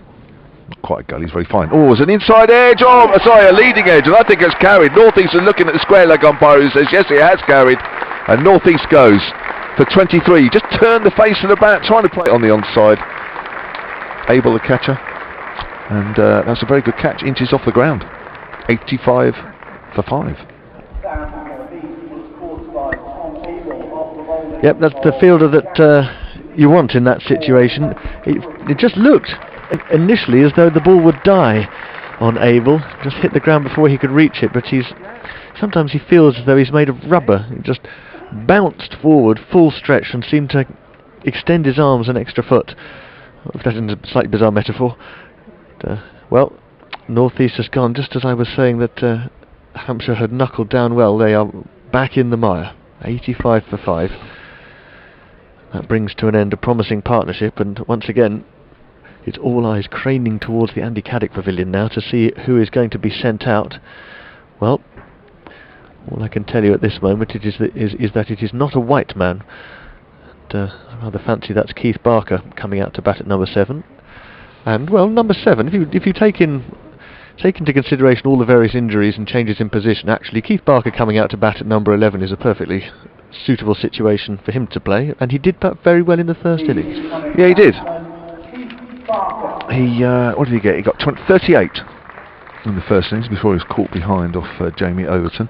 But he played Leach very well, and in particular, he was quite happy to hit against what spin there was in the first innings and got out 2 or 3 effective reverse sweeps. Yeah, I think the one thing about Barker, there's no doubt that he's improved the Hampshire bowling attack, but I think they were looking for a few more runs from him so far this season. So, it came in the first innings, but I think on the whole, there's a few more runs from him to come yet. Now, whether that comes today or not, we'll have to wait and see. But I think over the second half of the season, I'd like to think that there's a few more runs for him than what he's got so far. I mentioned, didn't I, a few overs ago about the line that Jack Leach was bowling. It seemed to just change it a bit for Fuller his previous over, but he went back to that sort of middle stump, middle and leg line, which is inviting the shot where you're just looking to play it in the gap on the leg side. That's what Leach wants. He wants the batsman to play across it a fraction into the gap, allowing them to get the single maybe. But and North East just fell into that trap, just closing the face of the bat, wanting to go into that gap. There's a gap there for a reason. And that was exactly what Jack Leach wanted. Leading edge, caught on the offside. Should have been playing that a fraction straighter. It's very difficult, isn't it? You probably, I mean, this is you bowl your off spin. You know what it's like when it's the wicket's turning from time to time. If the batsmen are looking to play you, if you're bowling sort of decent length, so the batsmen are coming forward, you kind of want them to play you sort of just in front of the square on the offside, don't you? Leach bowls to Barker, plays it into the ground field at short leg, because they shouldn't be hitting it there. And if they are hitting it there, then you're getting it slightly wrong. Yeah, absolutely right. It's right shot, but just poor execution, I think. It's always a giveaway on a pitch that's giving a bit of help to the spinners as Barker gets wrapped on the pad coming forward. It's always a bit of a giveaway. If you walk to the middle and there's a gap in a certain area, there's a reason why there's a gap in that area. It isn't so, I have some runs there through that gap. We'll give you those runs. There's a reason. Here's Leach bowls, and Barker again pushes forward, gets wrapped on the pad. That turned. Yes. That did turn. Yeah, it did, yeah. There's rough outside the left-handers off stump, definitely, isn't there? We know that for sure, with all the right-handers that are bowled from this Somerset Pavilion end. So Leach with the final, 2 more balls of the 28th. There's a reverse sweep there from Barker. He gets hold of that rather nicely for 4. Ooh. 85 for 5. Reverse sweep. Yeah, you see now, when you hear reverse sweep on your radio set, it always sounds like it's a needless risk, but actually for Keith Barker, uniquely amongst the players in this game, Keith Barker plays that shot as simply and as straightforwardly as other batsmen would just push the ball past cover for 2. It's just a genuine, very normal scoring shot for Barker. Yes. And it's played as well as that. Yes.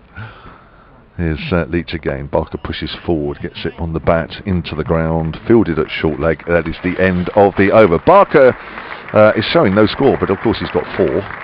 And Fuller has 27. Kit Harris will continue, and then it'll be Anthony Gibson. Thank you, Kevin James. You're listening to Specsavers County Championship Division 1 here, live from the Cooper Associates County Ground in Taunton, where Somerset are taking on Hampshire. 419 the theoretical total, but Hampshire are 89 for 5 with 72 overs left to try and bat. And, we're commentating here on every ball today from BBC Somerset, BBC Radio Bristol, BBC Solent, and of course BBC Sport on the app and the website. You can catch every ball of the Championship, domestic cricket today, and every ball from the World Cup through your earpiece or speaker with the BBC today. England are 186 for 1 after 29 overs, and Bairstow has 96 not out. We say hello again, Anthony Gibson. Well, we needed that wicket. Here is Dominic Bess again, and Fuller 2 paces down the pitch and lunges into a defensive shot back to Bess.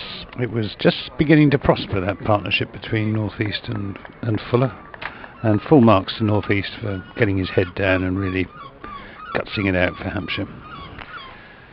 Seagulls are swirling now as this next ball is uncomfortably played through the offside by Fuller, who went straight back deep in his crease, really deep. He punched the ball with the bat away from his body to Grunewald at mid-off. He's getting a little bit of turn, isn't he, Don Bess? Bess will fancy a wicket here, I'm sure of it, especially when he gets the left-handed Barker on strike. This next one is down leg side, and Fuller pads up. The ball bobbles off his pads into the waiting hands of Banton, short leg. 3 men round the bat still. The leg slip under brand new Somerset helmet, Azhar Ali. Gregory at first slip without a helmet. Those are the 3 close catchers. This one is spun up. Fuller still playing the full off break from deep in the crease, working with the turn off the pitch rather than coming forward. A risky strategy sometimes if the ball leaps a bit more. The glove gets involved then. And again he goes back, plays off the back foot to a full ball. Best just getting into a rhythm now. Of course it took him a few balls in his first over just to get the line and the length right, but he's done it now. Finishing his second over. This will be a maiden if Fuller defends, and he does off the back foot once again. And I think Bess got through that over in less than a minute. 89 for 5. Good over too. He was right on the spot, was Dominic Bess. We've had a postcard arrive in the commentary box from Martin Roberts, who said that he was visiting today's game. I think this was actually yesterday, from Scotland, and he was very pleased to meet tractor driver down in front of the main scoreboard, Ken Palmer, whose debut at Bath he saw many years ago, but previously had never met, and fleetingly Emily Windsor, our co-commentator, whose voice I've heard on the radio, who by chance was in the workshop of Middlechamp Hall, the baton makers who sponsor. In between all of these encounters, I read Fred Rumsey's wonderful life story, and I saw Banton and Abel bat. I will go back to Scotland happier than I came. Oh, lovely. Plus, I have seen your legendary Quantox. Thank you, Martin. It's a shame we didn't see you yesterday, but hope you're enjoying the commentary. Here's Leach in and bowls reverse sweep from Barker, which on this occasion he makes a bit of a hash of. Could have gone anywhere, that. And it went through the gate between the bat and the pad there. Missed the off stump by a whisker. You can't reverse sweep everything, Keith, even though it's your best shot. Leach to Barker again, and this time he whips that away, and there's a very good stop by Tom Abel at short mid-wicket, who pounced on that ball.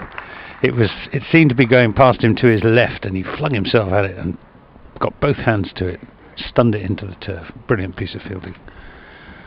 89 for 5. Leach to Barker, turns that into the onside. Think about a single. There probably was one there, but safety first, with Abel quickly onto the ball again. Nottinghamshire have lost their 8th wicket against Essex, 159 for 8.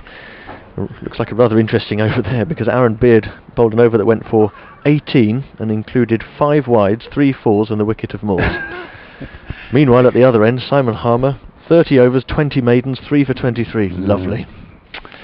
Here's Leach in a bowls to Barker, who again is caught! He's caught by Tom Abel at short mid-wicket. He whipped that away, did Barker, looking for a gap on the onside, and Tom Abel took a good low tumbling catch, two-handed, to his left, and that is the 6th Hampshire wicket to go down with the score on 89. Keith Barker caught Abel, bowled Leach for 4, and Somerset not far away now. I think Hampshire have given up, haven't they? I mean, he tried the reverse sweep, first ball in the over. The next ball, he tried to flick it off his pads to mid-wicket. Was a bit aerial, it didn't quite go to Abel, wasn't a chance by any means. Third ball, he defended, and then he tried the flick again, and this time he succeeded in finding Abel.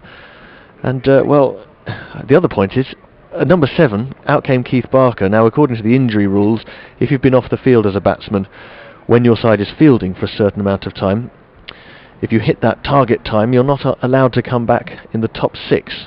So it was quite telling then that neither Weatherly nor Soames came out to bat at number 7, and instead it was Keith Barker. We'd better just be clear about who you've missed.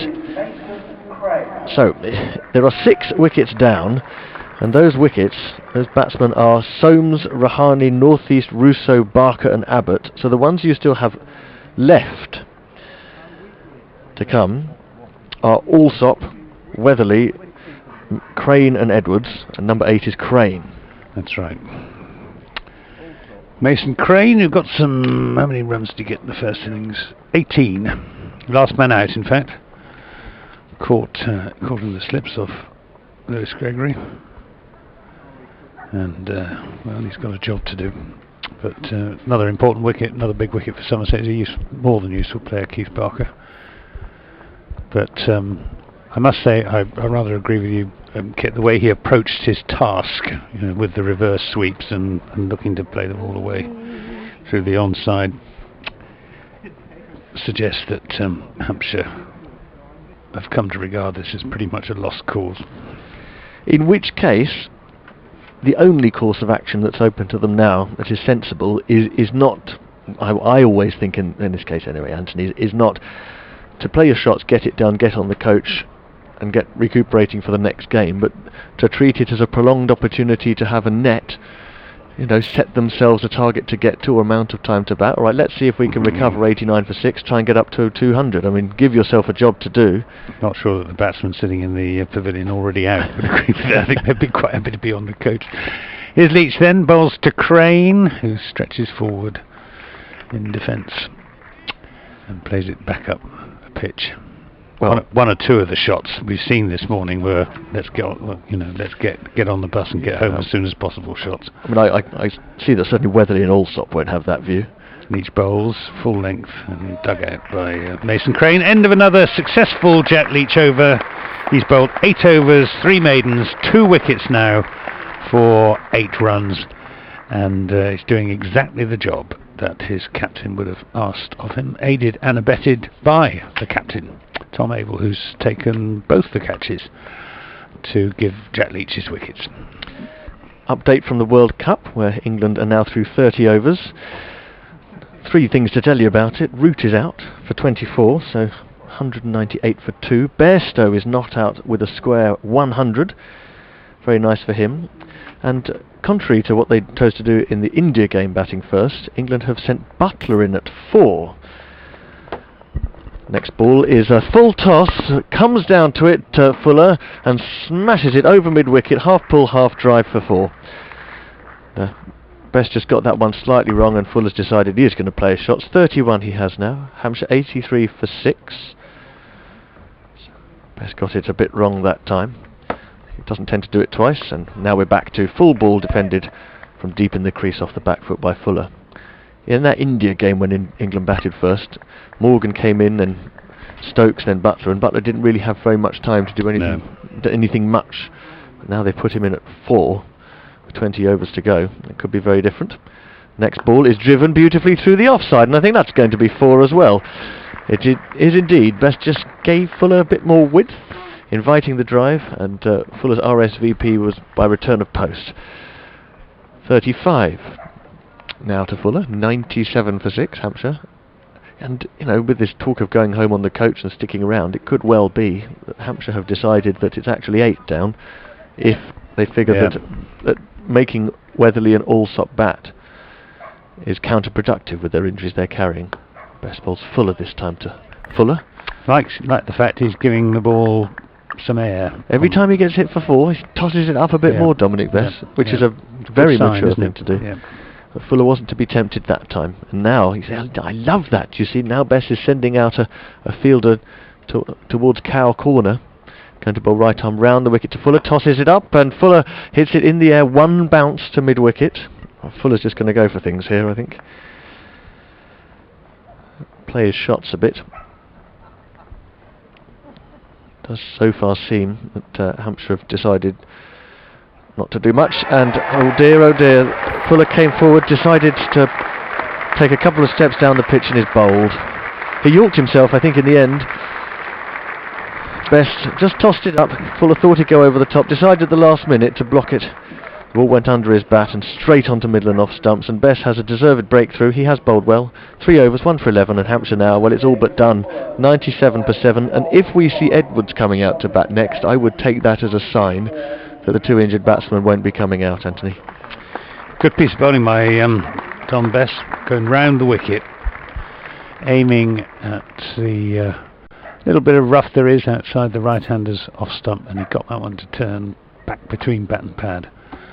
And as Kit was saying, batsman caught in 2 minds as to whether to play an attacking shot or defend, and paid the price. So Fuller made 35 before he was bowled by Best. We're just waiting to see who's going to come out of the pavilion, whether it will be last rights.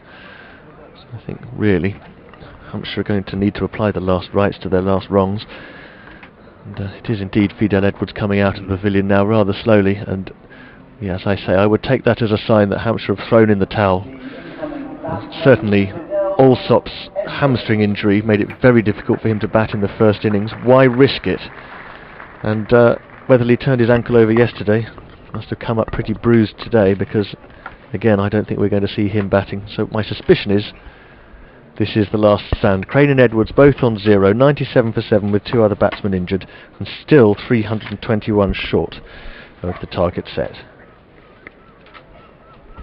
Makes it rather difficult with the commentators' convention, doesn't it? Because we don't know whether these are the last pair or not, but I think we'll just carry on as normal. Dominic Sibley's out at Canterbury. Warwickshire 457 for 6. 244 is what Sibley made. We better start giving you some listening options, hadn't we? Surrey 64 without loss, needing 254 more to win at Scarborough. Nottinghamshire 160 for 8. Needing 145 just to make Essex bat again at Trent Bridge. Here's Leach. Somerset quite possibly only needing 1 wicket to make this victory safe, which will keep them at the top of the county championship table. Leach bowls to Crane, who drives it into the offside. He's got 2 slips, a forward short leg and a silly point in close attendance. Looks like James Hildreth at silly point, Tom Banton at short leg. Leach bowls, and that's pushed back up the pitch to Leach. Tell you what, Anthony, if Essex win before Somerset do, they will be fleetingly top of the table. Well, there is some technicality to play for here if Somerset get this last wicket quickly. Leach to Crane, who stretches forward again in defence. I suppose the other question is whether Somerset could take the extra half hour. Would that require the Sam North East to tell the umpires that this was the last player? I presume so. I'm not sure of the technicalities. Leach bowls. Crane is pushing that into the offside straight to Somerset captain Tom Abel, who must be very happy with the way things have unfolded this morning. 6 wickets have gone down to a combination of seam and spin, and Crane again is forward in defence, pushing it into the offside. Hampshire have lost this morning Abbott for 4, Rahane for 8, Russo for 8, North East for 23 as Leach bowls to Crane, and Crane will get a single and keep the strike and takes the score on to 98 for 7. And then just in the last few minutes, Keith Barker was caught by Tom Abel after bowling of Jack Leach for 4, and James Fuller bowled by Jack Leach for a defiant 35. 98 for 7. We're going through the motions now, but just 3 minutes to go until the lunch break. And what would happen if Somerset didn't take another wicket by them? It is all a bit imponderable. What is possible, of course, is that the umpires know whether this is the last wicket or not. Exactly, yeah. I'm sure they do. There's no one padded up, no one in white at all sitting out on the Hampshire boundary, mind you. No one lurking in whites inside the door. Best bowls now to Crane. Round the wicket, middle and leg stump line. Crane defends. Mason Crane is going to try and take this to 1 o'clock. He's playing defensively, just trying to farm the strike at the end of each over to keep Edwards off the strike. Here is Bess to Crane, lunges forward, one bounce, Banton, forward short leg, picks up. Crane looks around him, adjusts all his kit. 3 men round the bat. Rest of the field well spread. 98 for 7. Hampshire here could be the last wicket as Bess bowls, and lunging forward again is Crane. The ball runs off the face of the bat. Gregory chases after it, picks up. They didn't think about a run that time. And Bess will be keen after his 2 wickets in the first innings to get another one here, just to add to his tally. He bowls again. Down the wicket comes Crane. Finds Jamie Overton at mid-on. They race through for the single, and Overton fires in a throw at the striker's end, but Edwards was safely home. Might have been tight if he'd hit. As Crane moves to 2, 99 for 7 now, Hampshire. Bess, 2 for 58 in the first innings, 1 for 12 now. So his first-class bowling average for Somerset has only begun this season in this game. It's in the 20s, which is where a man likes it to be, a professional bowler. Bess has finished adjusting his field to Edwards now. 2 balls left in the over. The first one is spun up, hits Edwards on the bat there. I think it's a correct thing to say, rather than saying Edwards hits it. Just played a premeditated defensive shot, held the bat there, and the ball bumped into the mat. Almost motionless Edwards at the crease now as Bess bowls to him down the leg side, lets it come off his thigh pad, and it's neatly caught at leg slip by Azhar Ali. And there isn't a run, so Bess has conceded just the single off that over. 1 for 12 off 4, and there are 2 minutes left until the scheduled lunch. Yeah, it's going to be interesting, isn't it? As to whether this is indeed the last pair of Hampshire batsmen. Jack Leach is going to bowl another over. He's taken those 2 for 9. As of now, the margin would be 318 runs, which perhaps slightly overstates the difference between these two sides. Hampshire competed pretty well for 15 minutes, so this is indeed the last Hampshire pair. So Somerset just need the 1 wicket. Leach to bowl to Mason Crane. Leach bowls. Crane is forward, pushing in defence, back up the pitch. And there's no run. 2 slips, silly point, forward short leg, short extra cover. So 1, 2, 3, 4, 5 men in catching positions. As Leach is in and bowls to Crane, who plays that up to a deepish mid-on. Thinks about taking the run, but decides against it. Azhar Ali out there does the fielding. It's been another terrific performance this by Somerset.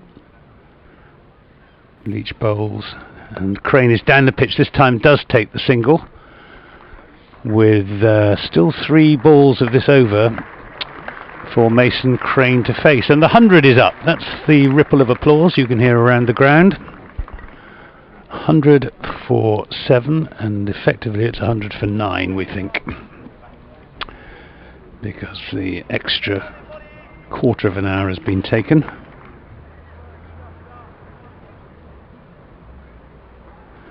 Leach is going to bowl to Fidel Edwards. Somerset needing just the 1 wicket to secure their victory. Leach bowls, and so nearly a catch to Lewis Gregory at slip, and it's run away for 4 runs, so there was indeed an edge.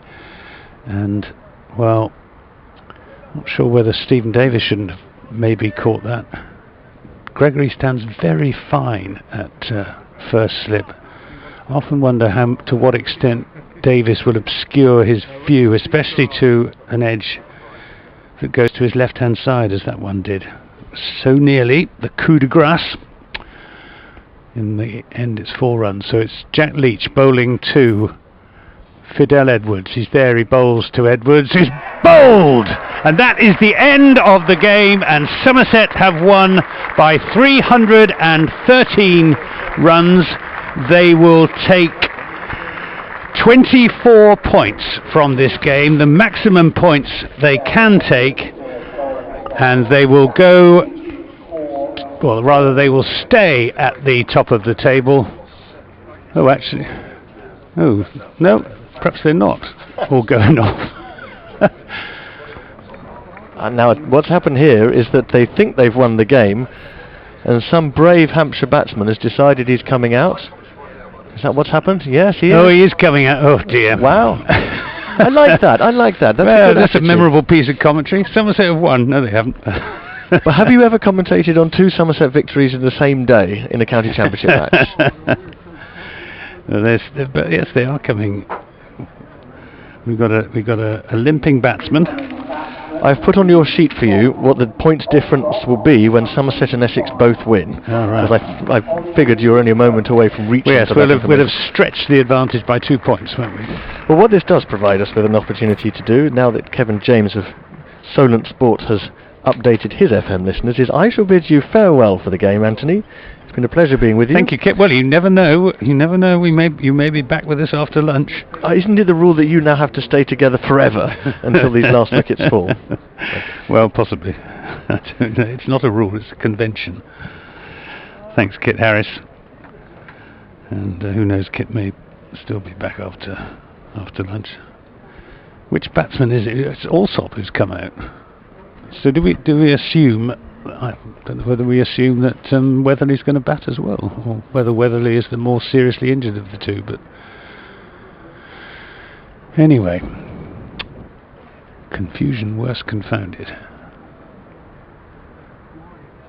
So it will indeed. Well, that was the end of the over. So it is. No, it wasn't the end of the over. It was the last.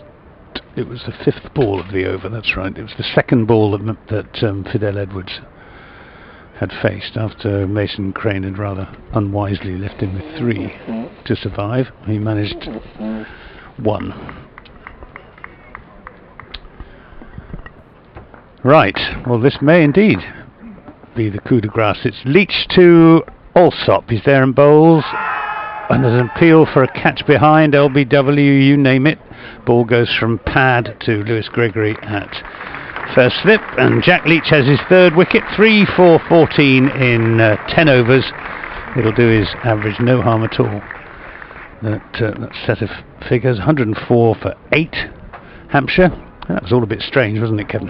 Well, especially when Fidel Edwards walks off, walks back and walks off. Nobody was quite sure what was going on. And listen, I'm no one for the rules. I have absolutely no idea of the rules. But sure, what are we doing? Are we claiming an extra half hour here? Well, they said quarter of an hour. Can you do that? I must presume you can. If you're 9 down, then fine. But if I mean, maybe Allsop's batting and Weatherly isn't. I don't know. But we're effectively 8 down, so why aren't we going off for lunch? I don't know. Here's Bess. He's in and bowling to Mason Crane, who's back on his stumps, defending. Well, I'd assumed that because they'd called the extra quarter of an hour, or whatever it is, that they're effectively, Hampshire were 9 down. Yeah, maybe they are. Here's Crane in and bowls, and this is pulled away, and it's in the air, and Leach takes the catch, and that may indeed finally be Somerset's victory. If so, they will have won by 313 runs. I'm just looking to see if there's a Hampshire batsman going to emerge from the pavilion. There isn't. It is indeed Somerset's victory. They've beaten Hampshire by 313 runs. They will take 24 points from this encounter with close rivals Hampshire.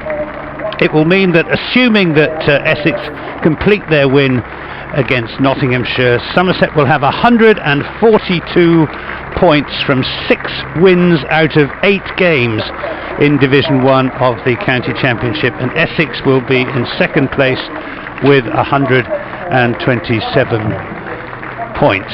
And Kevin James, in the end, a pretty dominant performance by Somerset. Oh yeah, congratulations Somerset. They were by far and away the best team. Day one done it for them. And Hampshire were always playing catch-up cricket. They did to a point on day two, but really there was just too much to do. If Somerset had a good day three, which they did, then they were always going to be in a good position. The only disappointment for me was that I would have hoped that Hampshire could have at least batted a little bit longer than this.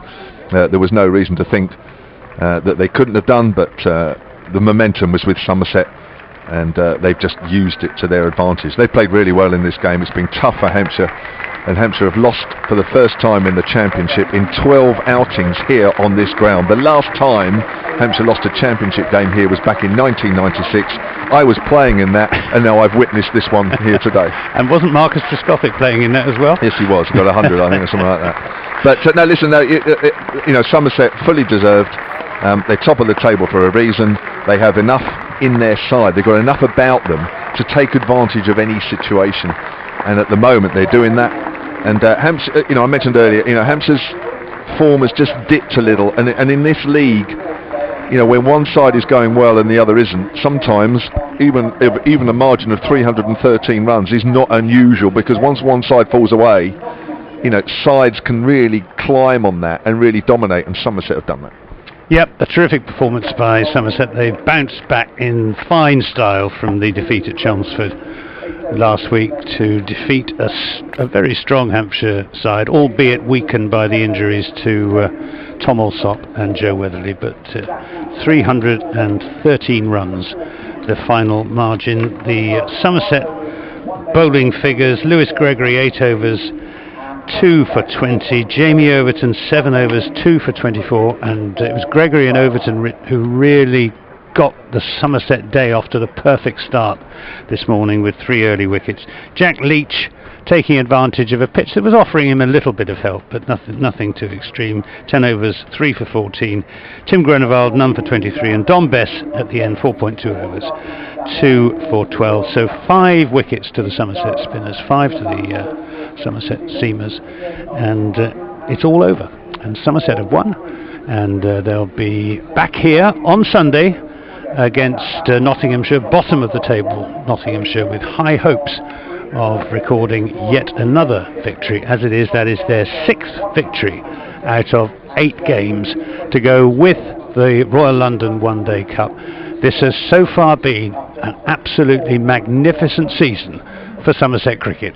I hope you've enjoyed the coverage from the county ground over the last 3 and a bit days, from myself, Anthony Gibson, from Kit Harris, and from BBC Solent's Kevin James. But for now, we'll say goodbye, and many congratulations to Tom Abel and his Somerset team.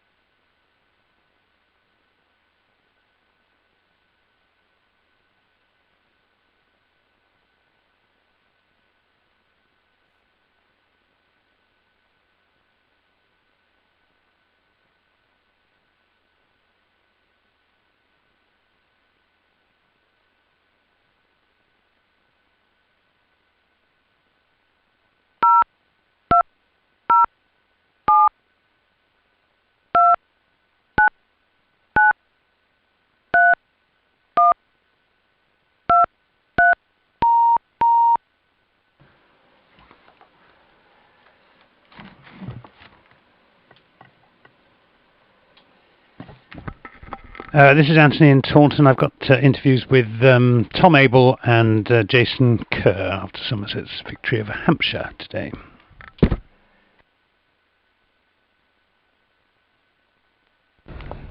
Well, Tom Abel, that couldn't have gone much better, could it? No, to be honest, I wasn't sure we'd be sitting here at lunchtime as winners. You know, I thought it would be a tough day today. We still felt it was a pretty good wicket, but again, you know, full credit to our bowling attack. The way we started this morning was outstanding. I think we got the ball swinging and asked a lot of questions of the batters, and you know, then the spin twins came to the party as well. But Gregory and Jamie Overton really got the morning off to the perfect start, didn't they? Terrific opening burst. Oh, they set the tone incredibly well. They were fantastic throughout the game. I just said in the change room, I felt, you know, the work that we put in day 2, when we really had to work for all 10 wickets, you know, I think that allowed us to be in the position we were in today and really put them under a lot of pressure. And for those two to bowl like they did on, you know, what was a seriously good batting wicket, I think is testament to those two. But we've seen it before this season, you know, the bowling unit as a group, they give the opposition absolutely nothing, and you know we've got 20 wickets in the locker every game we play. It's obviously a big win against one of your close rivals in the championship, but also a very encouraging win in terms of the runs that you yourself scored. Azhar Ali, century for James Hildreth, 270s for Tom Banton. The top order batting hasn't been firing earlier in the season, perhaps to the extent it should do, but in this game it really did. Of course, we spoke about that previously. You know, that as batters we always want to be scoring runs, but the reality is, I think it's been tricky. The games we've played, the scores haven't been high. And you look at the table, I think, is that our sixth win? So in 6 games as a batting unit, you know, we've done enough to win games. Obviously this game, it was nice for individuals to put a big score on the board, and I think that's always nice and breeds confidence when guys get scores, and just settle the nerves a little bit, I think. So yeah, as a batting unit we're very happy with how this game went, and equally, you know, with the ball I thought we were fantastic again. Is there one session that you could put your finger on and say that was the difference, that set us on the way to this win? I'm thinking maybe of the very first session on Sunday morning when the ball was seaming around, and you know you batted really well, and I think we were only 1 down at lunchtime when Hampshire were maybe looking to, you know, take 3 or 4 wickets in that session.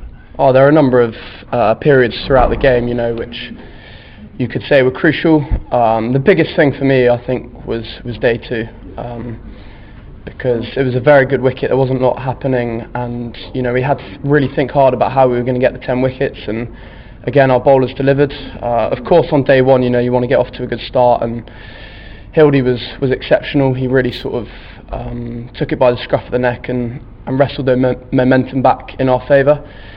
We scored very quickly on day 1, so full credit to Hilds. But yeah, the batting unit I thought were brilliant. We established those partnerships, and which we're always looking to do, and I thought Georgie and Bants in the middle were awesome as well. And I dare say the bowlers were pretty pleased, you know, at perhaps not having to work quite so hard for the win as they have in 1 or 2 other games this season. I don't know about that. I'd say, you know, over the course of the game there's a huge amount that goes into it from a bowling point of view, and you know the boys just keep running in for me, and you know they don't let the opposition off lightly at all, and equally, you know, we've got 2 seriously classed spinners in our side to call upon, and you know it's a great feeling when you feel very capable of taking 20 wickets on any surface. Lovely. Can I have a word with Jason, if you wouldn't mind? If you wouldn't mind.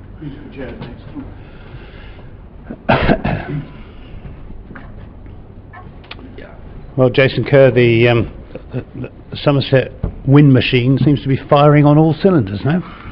Yeah, well, it's a fantastic result. I think the way the lads bounced back after the defeat at Essex was tremendous, and testament to the guys that were out there.